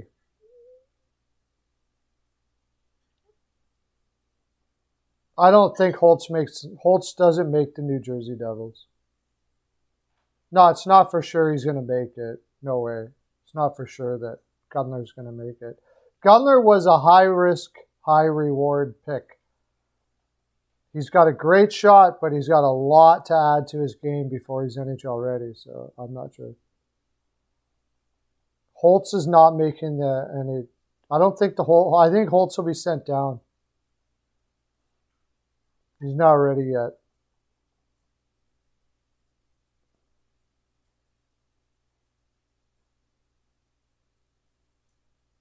I don't think it'd be wise for him to make it right yet.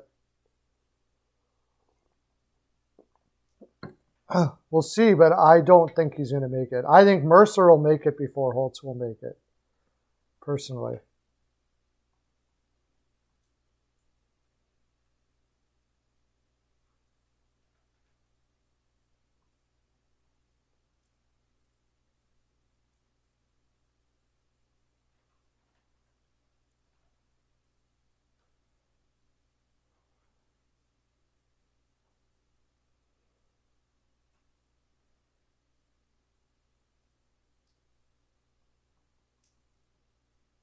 If he makes it, probably 3 years. Whether he makes it, I'm not sure. He's got a lot to work on, so. He's got to get over to North America first, then get used to North America, and then go from there.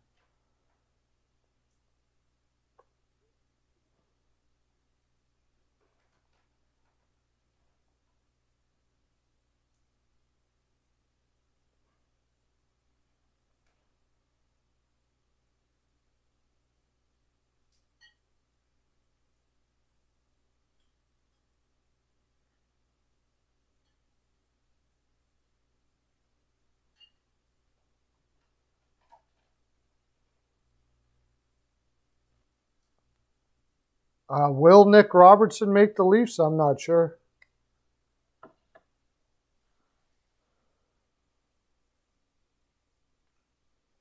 Yeah, Bach is not going to. I said it for when they picked him in St. Louis, picked him back in the day, that I didn't think Bach was going to make the NHL. So if he does, he'll be a fourth line guy. Nick Robertson makes the Leafs. Are you asking me or telling me? I don't know. If Nick Robertson makes the Leafs, then the Leafs' depth is probably not that great. I'm just not a Robertson fan. He gets knocked off the puck too easy. He's not good enough to play in your top six, and he's not defensive enough to play in your bottom six. So for me, I'm just not a huge fan of Nick Robertson. I don't think so. I'm not a huge Robertson fan. From what I've seen from him anyways. I mean, he's got moves. He's a slick little guy, but he looks like an AHLer to me. Like, he looks like one of those guys that'll rack him up in the A and come up every once in a while. He'll, like, in a full season, if he were to play, he'd get like maybe 40 points. Play it on the power play. And, I mean, guys not being that big, like, it's okay, but it's how can you play even though you're not that big? Like, Rocco Grimaldi, for instance, I have all the time in the world for that guy. He gets in the tough spots. He's a great 5-on-5 guy. He can't play like a lot of minutes because his body will wear down because he's so small. And Nick Robertson is like that. But I don't see him as a guy that can get into the tough spots and be what you need to be a 5-on-5 performer, like somebody like Rocky Grimaldi. So he ends up being a tweener. I have a feeling. He'll be a tweener.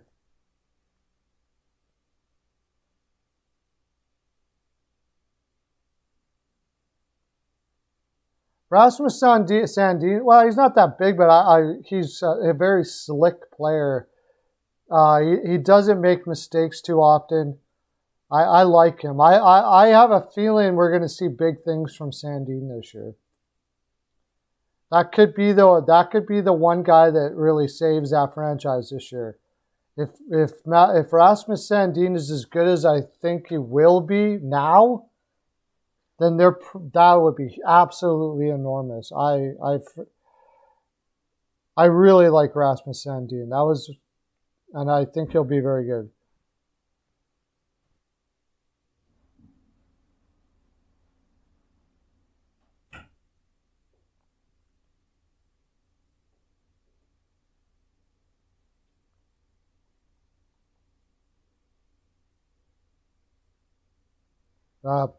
Yeah, if I see him I'll keep an eye out on him if I'm watching, if I can catch some AHL games or something, or if he comes up, but I can't tell anything from preseason, like I've said, so.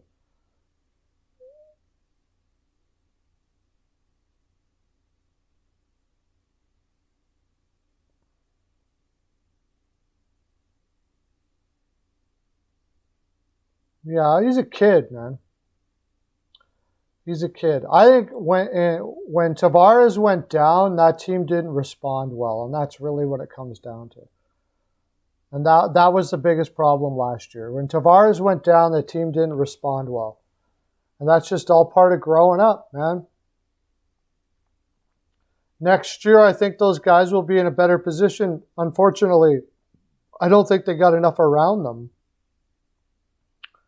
Maybe to make the playoffs, but I don't know. It's too bad, really. It's too bad when you see a lineup with Matthews, Marner, Tavares, Nylander. Who am I missing? Riley to a lesser extent, and you realize that there's just not enough depth there, even though you got those guys. Like it's hard to wrap your head around.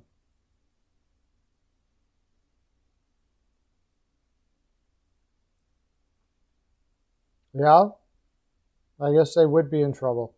Okay, we got 5 concurrents here, so let's go back to our goaltender thing. We took a little break from it. But we'll go back to it again. We were on the Colorado Avalanche. So I think we'd be going to the Dallas Stars now. Maybe, well, we'll see.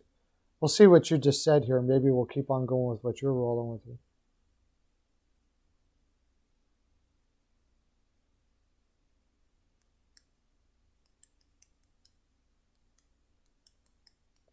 You want to go back? You want to go back to that, Kyle? Okay. I got to change my title then.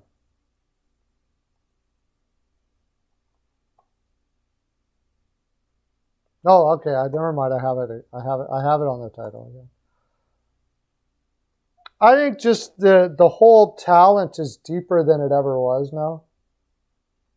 There's more talent than ever, which makes it tougher for players to make it because, again, I give a lot of credit to Gary Bettman here. We're getting players from all over North America now. And the development of players and all of that, it's a lot tougher to make a roster now than it was in the 90s because there's so much more so much more of a pool of talent, even though we've added teams. Like, it's amazing the talent pool we have now compared to the 90s. Oh, okay. Dallas would be next. All right, let's do it. Dallas and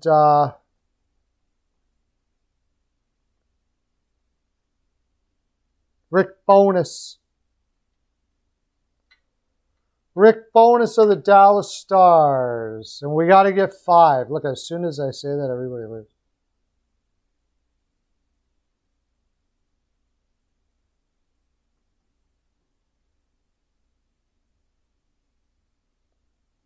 Yeah, I mean, in the early 90s, but once they started clutching and grabbing, I can't remember when that started.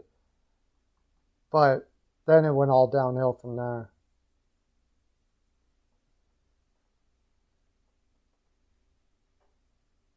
The goaltending is so much better now. Systems are better. They play, it's, yeah. And the competition is better. You don't have guys like, in the 90s, you don't have guys coming down on plugs. Like a lot of guys, 5'6" defensemen back in those days would never make the NHL today. So the teams weren't as deep talent-wise as they are today. All right, so Rick Bowness. What do we got for points for Rick Bowness? If you're new here, we're rating every team's coaches, and then I'm going to do a video on it. We took a slight little detour as it came across the wire that Brady Tkachuk, that Ottawa Senators might be moving on from Brady Tkachuk. So 58 from Lauren. Wow, not a fan. I don't know where to put Bowness.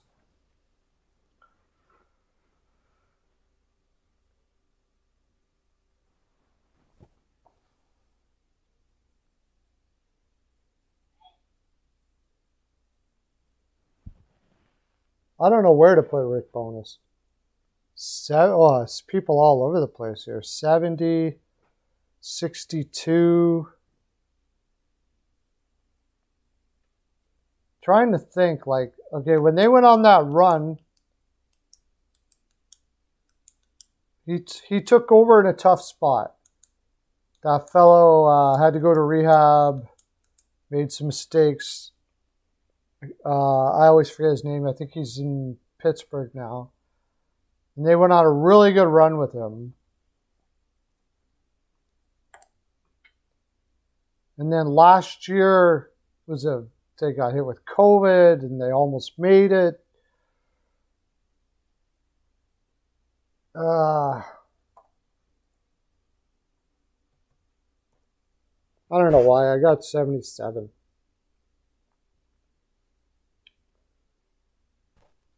How many do we got here now? 1, 2, 3, 4. We need one more. Yeah, I don't think they have to put him into the AHL. I think they can keep him up, but they may put him in the AHL, though. It gives them a little bit of cap relief. And maybe they need the cap relief. That sucks for him, though. But he hasn't lived up to his contract, so I guess riding the bus for $3.5 million a year is not too bad of a deal, I guess. For sure. I think we need one more. One more. So if you're new, we're ranking every team's coach. And we need you to take, if you know Rick Bowness from the Dallas Stars, give me a percentage or ranking from 1 to 100. And then we average it out. And he gets a score.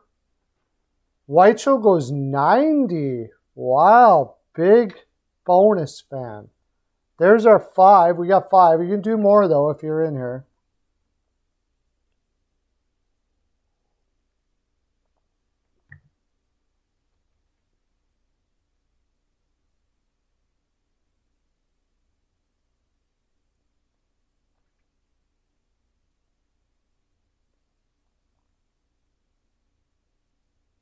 '71 average.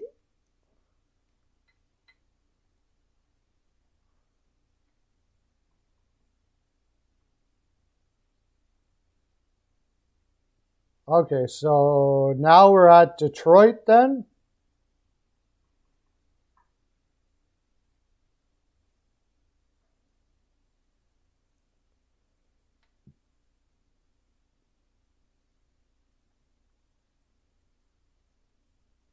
Detroit. Balsillie. This should be interesting. He's a pretty hard one to do because should this team be better under Balsillie? Yeah. Should this team be better under Balsillie, or is this team so bad that Balsillie is actually doing really good? Which one do you think? Stevie Yzerman's a pretty smart guy, and he keeps on rolling with them over and over and over again. Hagin 40. That's the thing that gets me with that, is that Stevie Yzerman keeps on rolling with Balsillie all the time. So he obviously thinks that the roster he's given him, he's doing exactly what he's supposed to do. Now, for a team like this, you got to look at how much better are the young players getting under his tenure. Blashill, right? Not Balsillie, Blashill. Why did I say Balsillie? Jeez. Balsillie was trying to buy. Yeah, I don't know what the heck I was thinking. Balsillie was an owner. Did he ever end up buying a franchise? He was trying to buy franchises. I think he was trying to buy, and then he gave up on it. That's right, Balsillie. Blashill. So we got 2 so far, right? I don't know. I'm going to give him 60 because the players have improved under him, and Stevie Yzerman is okay to him, but until you see results, it's kind of hard to give him a high score.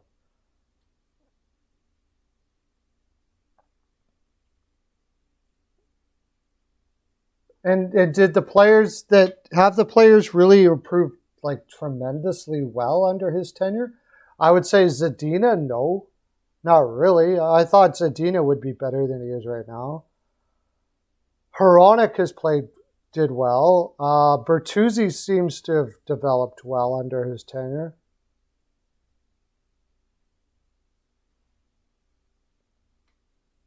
You think he's an interim coach? I don't know. Maybe. You think that they're going to get good and they're going to drop him? That would suck. My gosh. That would suck. To go through all of that building process of building these young guys up in this team and then just get freaking fired right away and they bring in some other dude to take it? Wow. That would not be fun. So we got 4. We need 1 more. If you're in here, we're waiting. We're doing. If you're in here, we're ranking every single goaltender. If you want to throw in your 1 to 100 for Blashill, we got 4 votes in for Blashill at 40, 43, 45, and 60. Weichel, 89.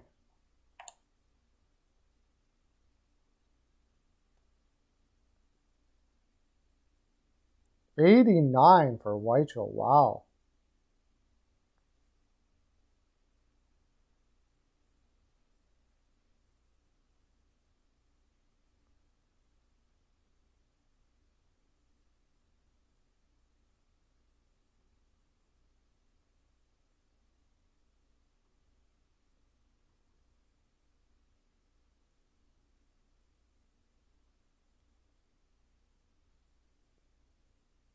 .55 average. Where does that put him?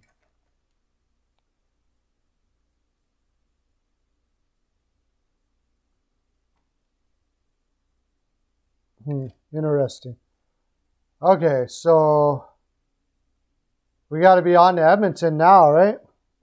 Uh-oh. Uh-oh. Uh-oh. Edmonton. Tippett. Okay. This should be interesting. But too bad we don't have Peyton on the radio here. I have a feeling he'd give him about a 10 maybe if you're lucky.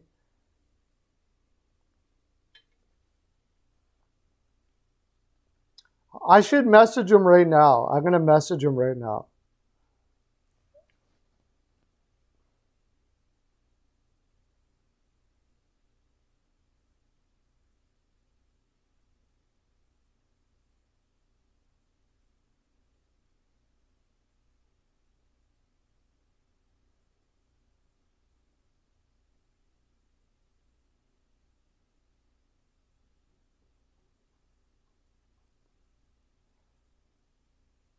I'm messaging Peyton to see what he'll give Tippett. 35. Mercer 30. Weichel 31.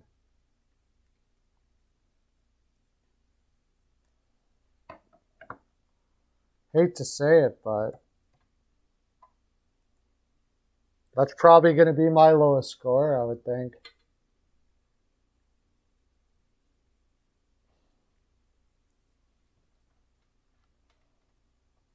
I'm going to put that out on Twitter too.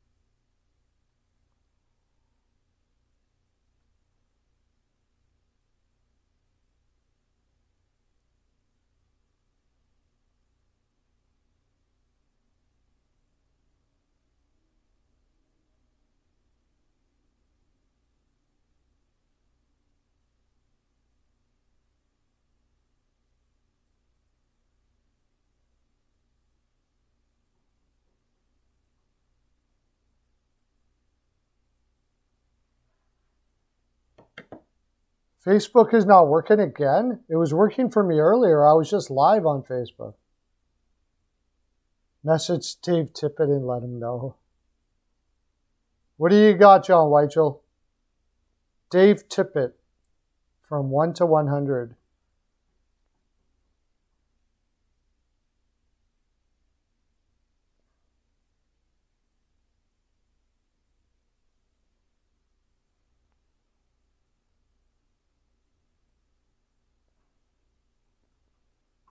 I'm going to Twitter all of these, actually.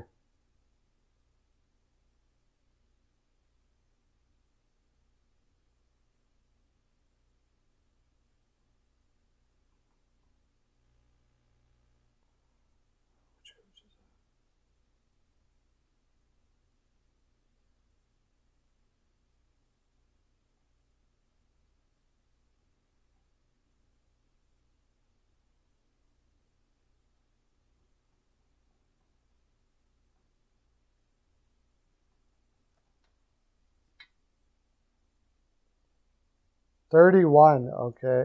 So that's 30 average. Ouch.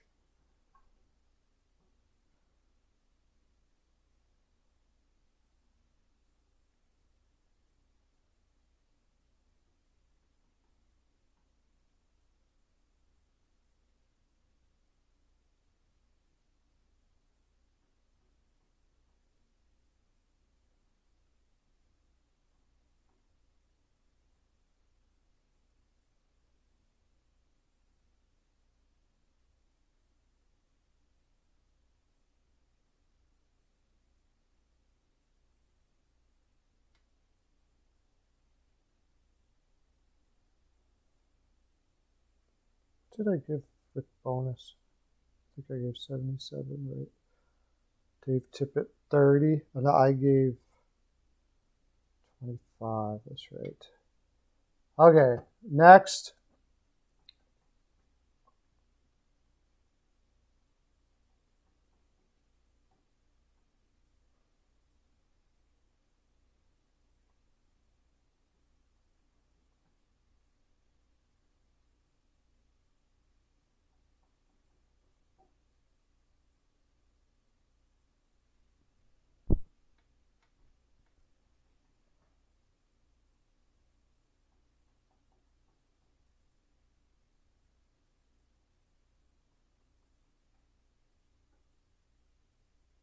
Florida. Oh, Q. Q.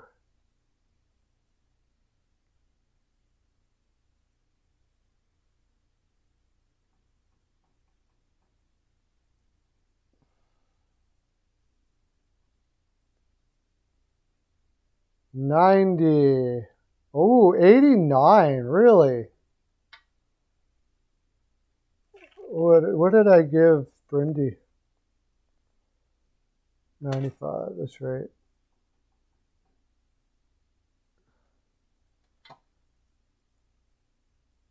Weichel 93.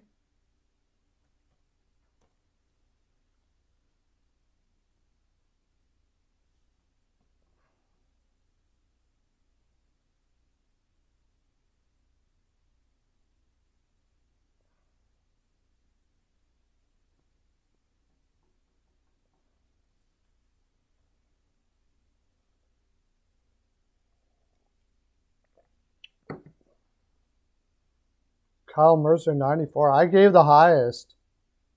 I have Quenneville as the second best coach in the league.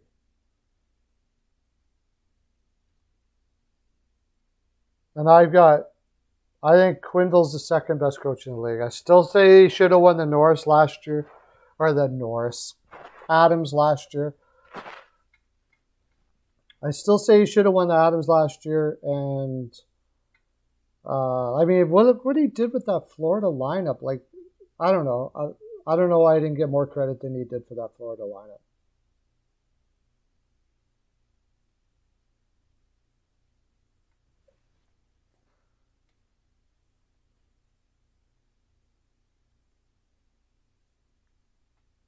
He makes dumb mistakes.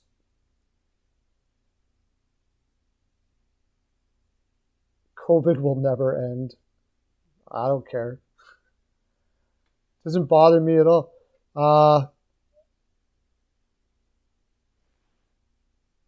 Like what mistakes?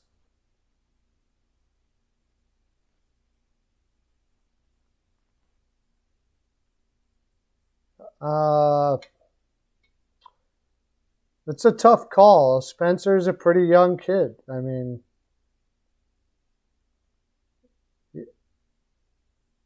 as a coach, you watch goaltenders mentally get crushed over and over and over again, no matter how good you think they are. It's just hard to risk it.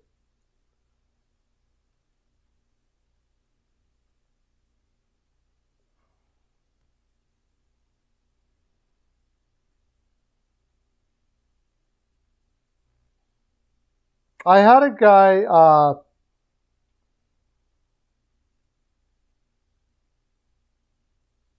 guy, message me on my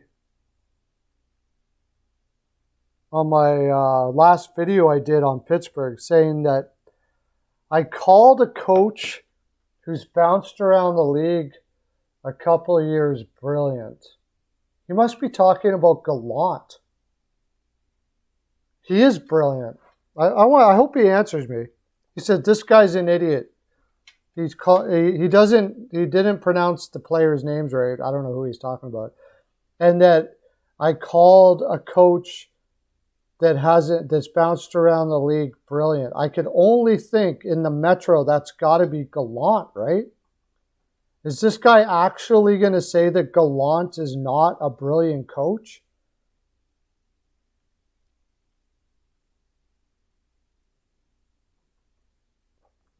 They could have had that series if they played night. Maybe.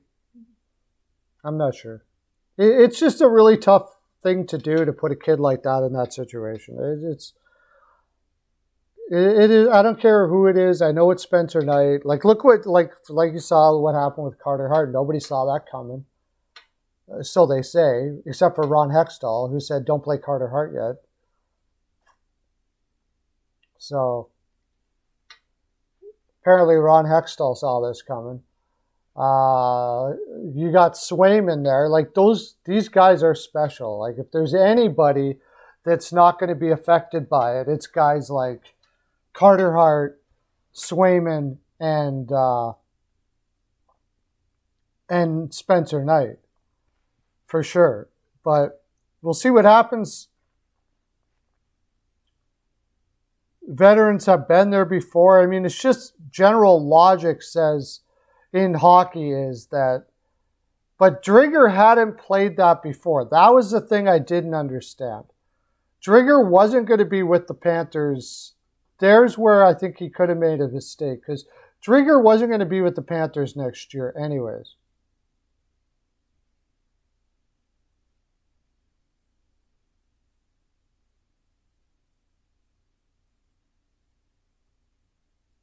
Gallant didn't make trades. What do you mean? Gallant is, who are you talking about?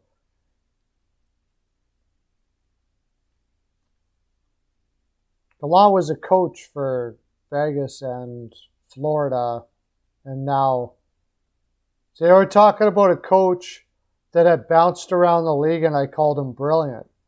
Well, if he messages me back, I'm going to say in Florida, nobody wanted him traded in Florida. They were or not traded, but fired in Florida.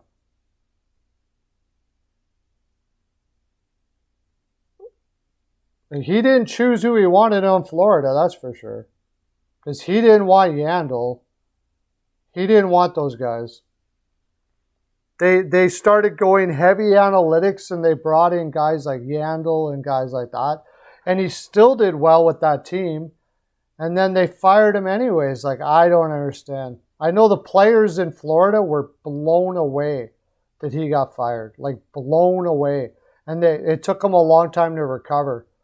And I can't remember who was coaching. I believe the coach at the general manager at the time came down and was coaching for a while. I can't remember his name. But then they fired Dale Talon, and then they went with him, and then they brought Dale Talon back. But I can't remember his name was anyways. But Gallant never should have got fired from that. Then he goes to Vegas, brings them to the finals, and then their reasoning was for firing him was that it wasn't the same. Now, in that situation, maybe there was a gap that couldn't be that couldn't get filled based on the fact that he was a new franchise and the newness had come off the team. And he used that fact that it was a new team and everything to bring a lot of energy to that team. And the energy was fading and he wasn't being able to recreate it. So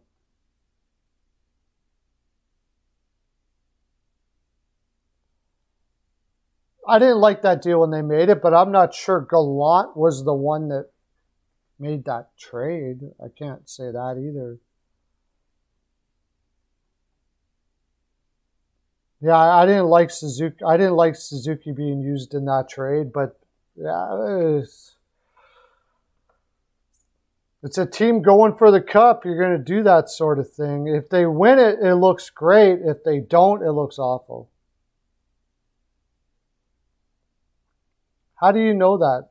That Gallant was the one that made that trade? He may have agreed with it.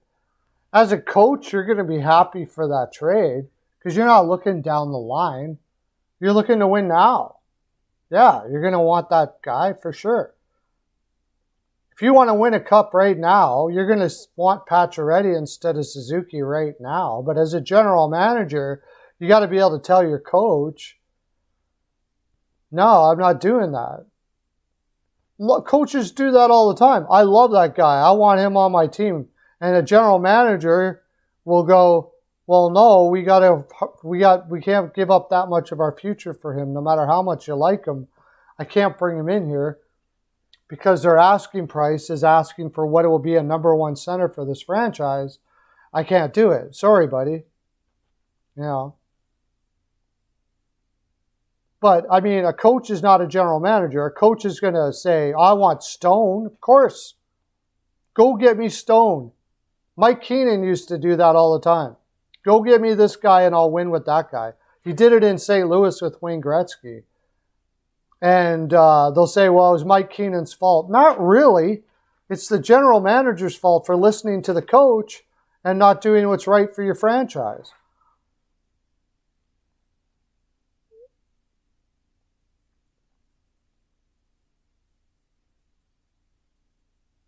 Yeah, it's going to be interesting to see what the Rangers do under him. Maybe he's a short window guy. Maybe he's a guy like it looks like Tortorella's going to end up looking like he is. Laviolette, guys like that. Maybe he's a 2-year, 3-year window guy. And Vegas did the right thing firing him, I guess. But optically, it doesn't look like he's just won everywhere he's been.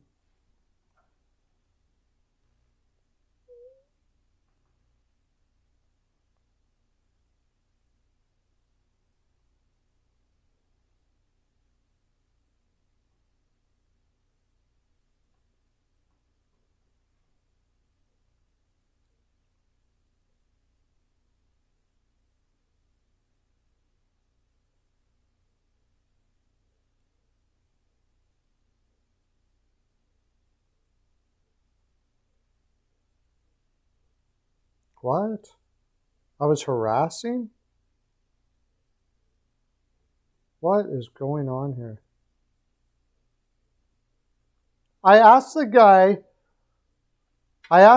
who is the coach? Get this, if you're going to believe this.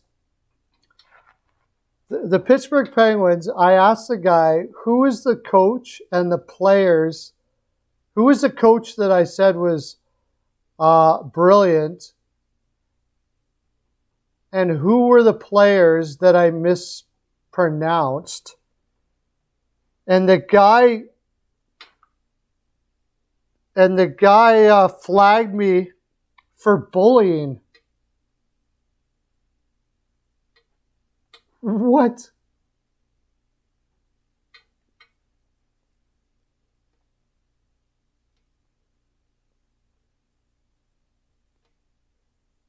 I don't think Brindamore said that.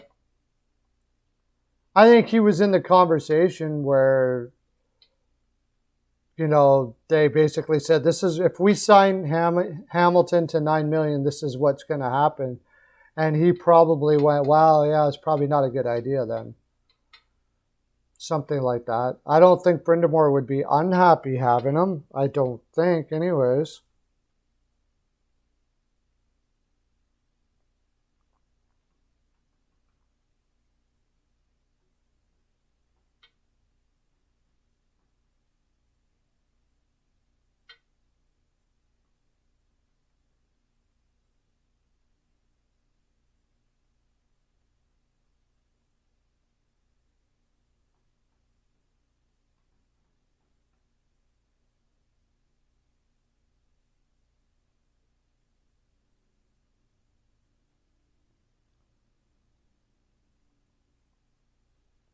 We were going to continue doing the coaching thing, but everybody's gone now, so I guess we'll just keep going like this.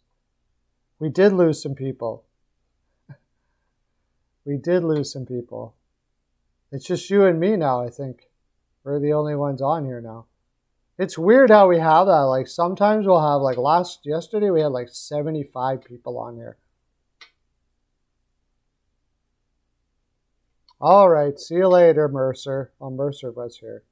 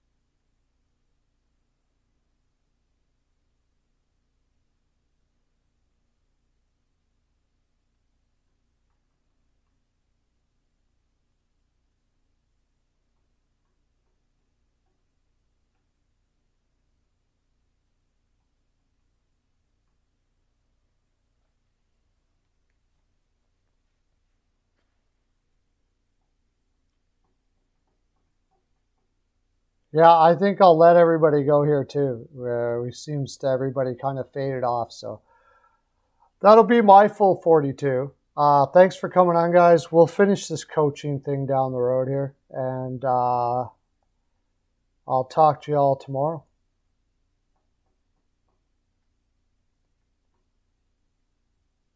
I'm going to take a little extra time to do some stuff around the house here now, and I'll be back on tomorrow. Have a good one, everybody. Take care. Okay, bye.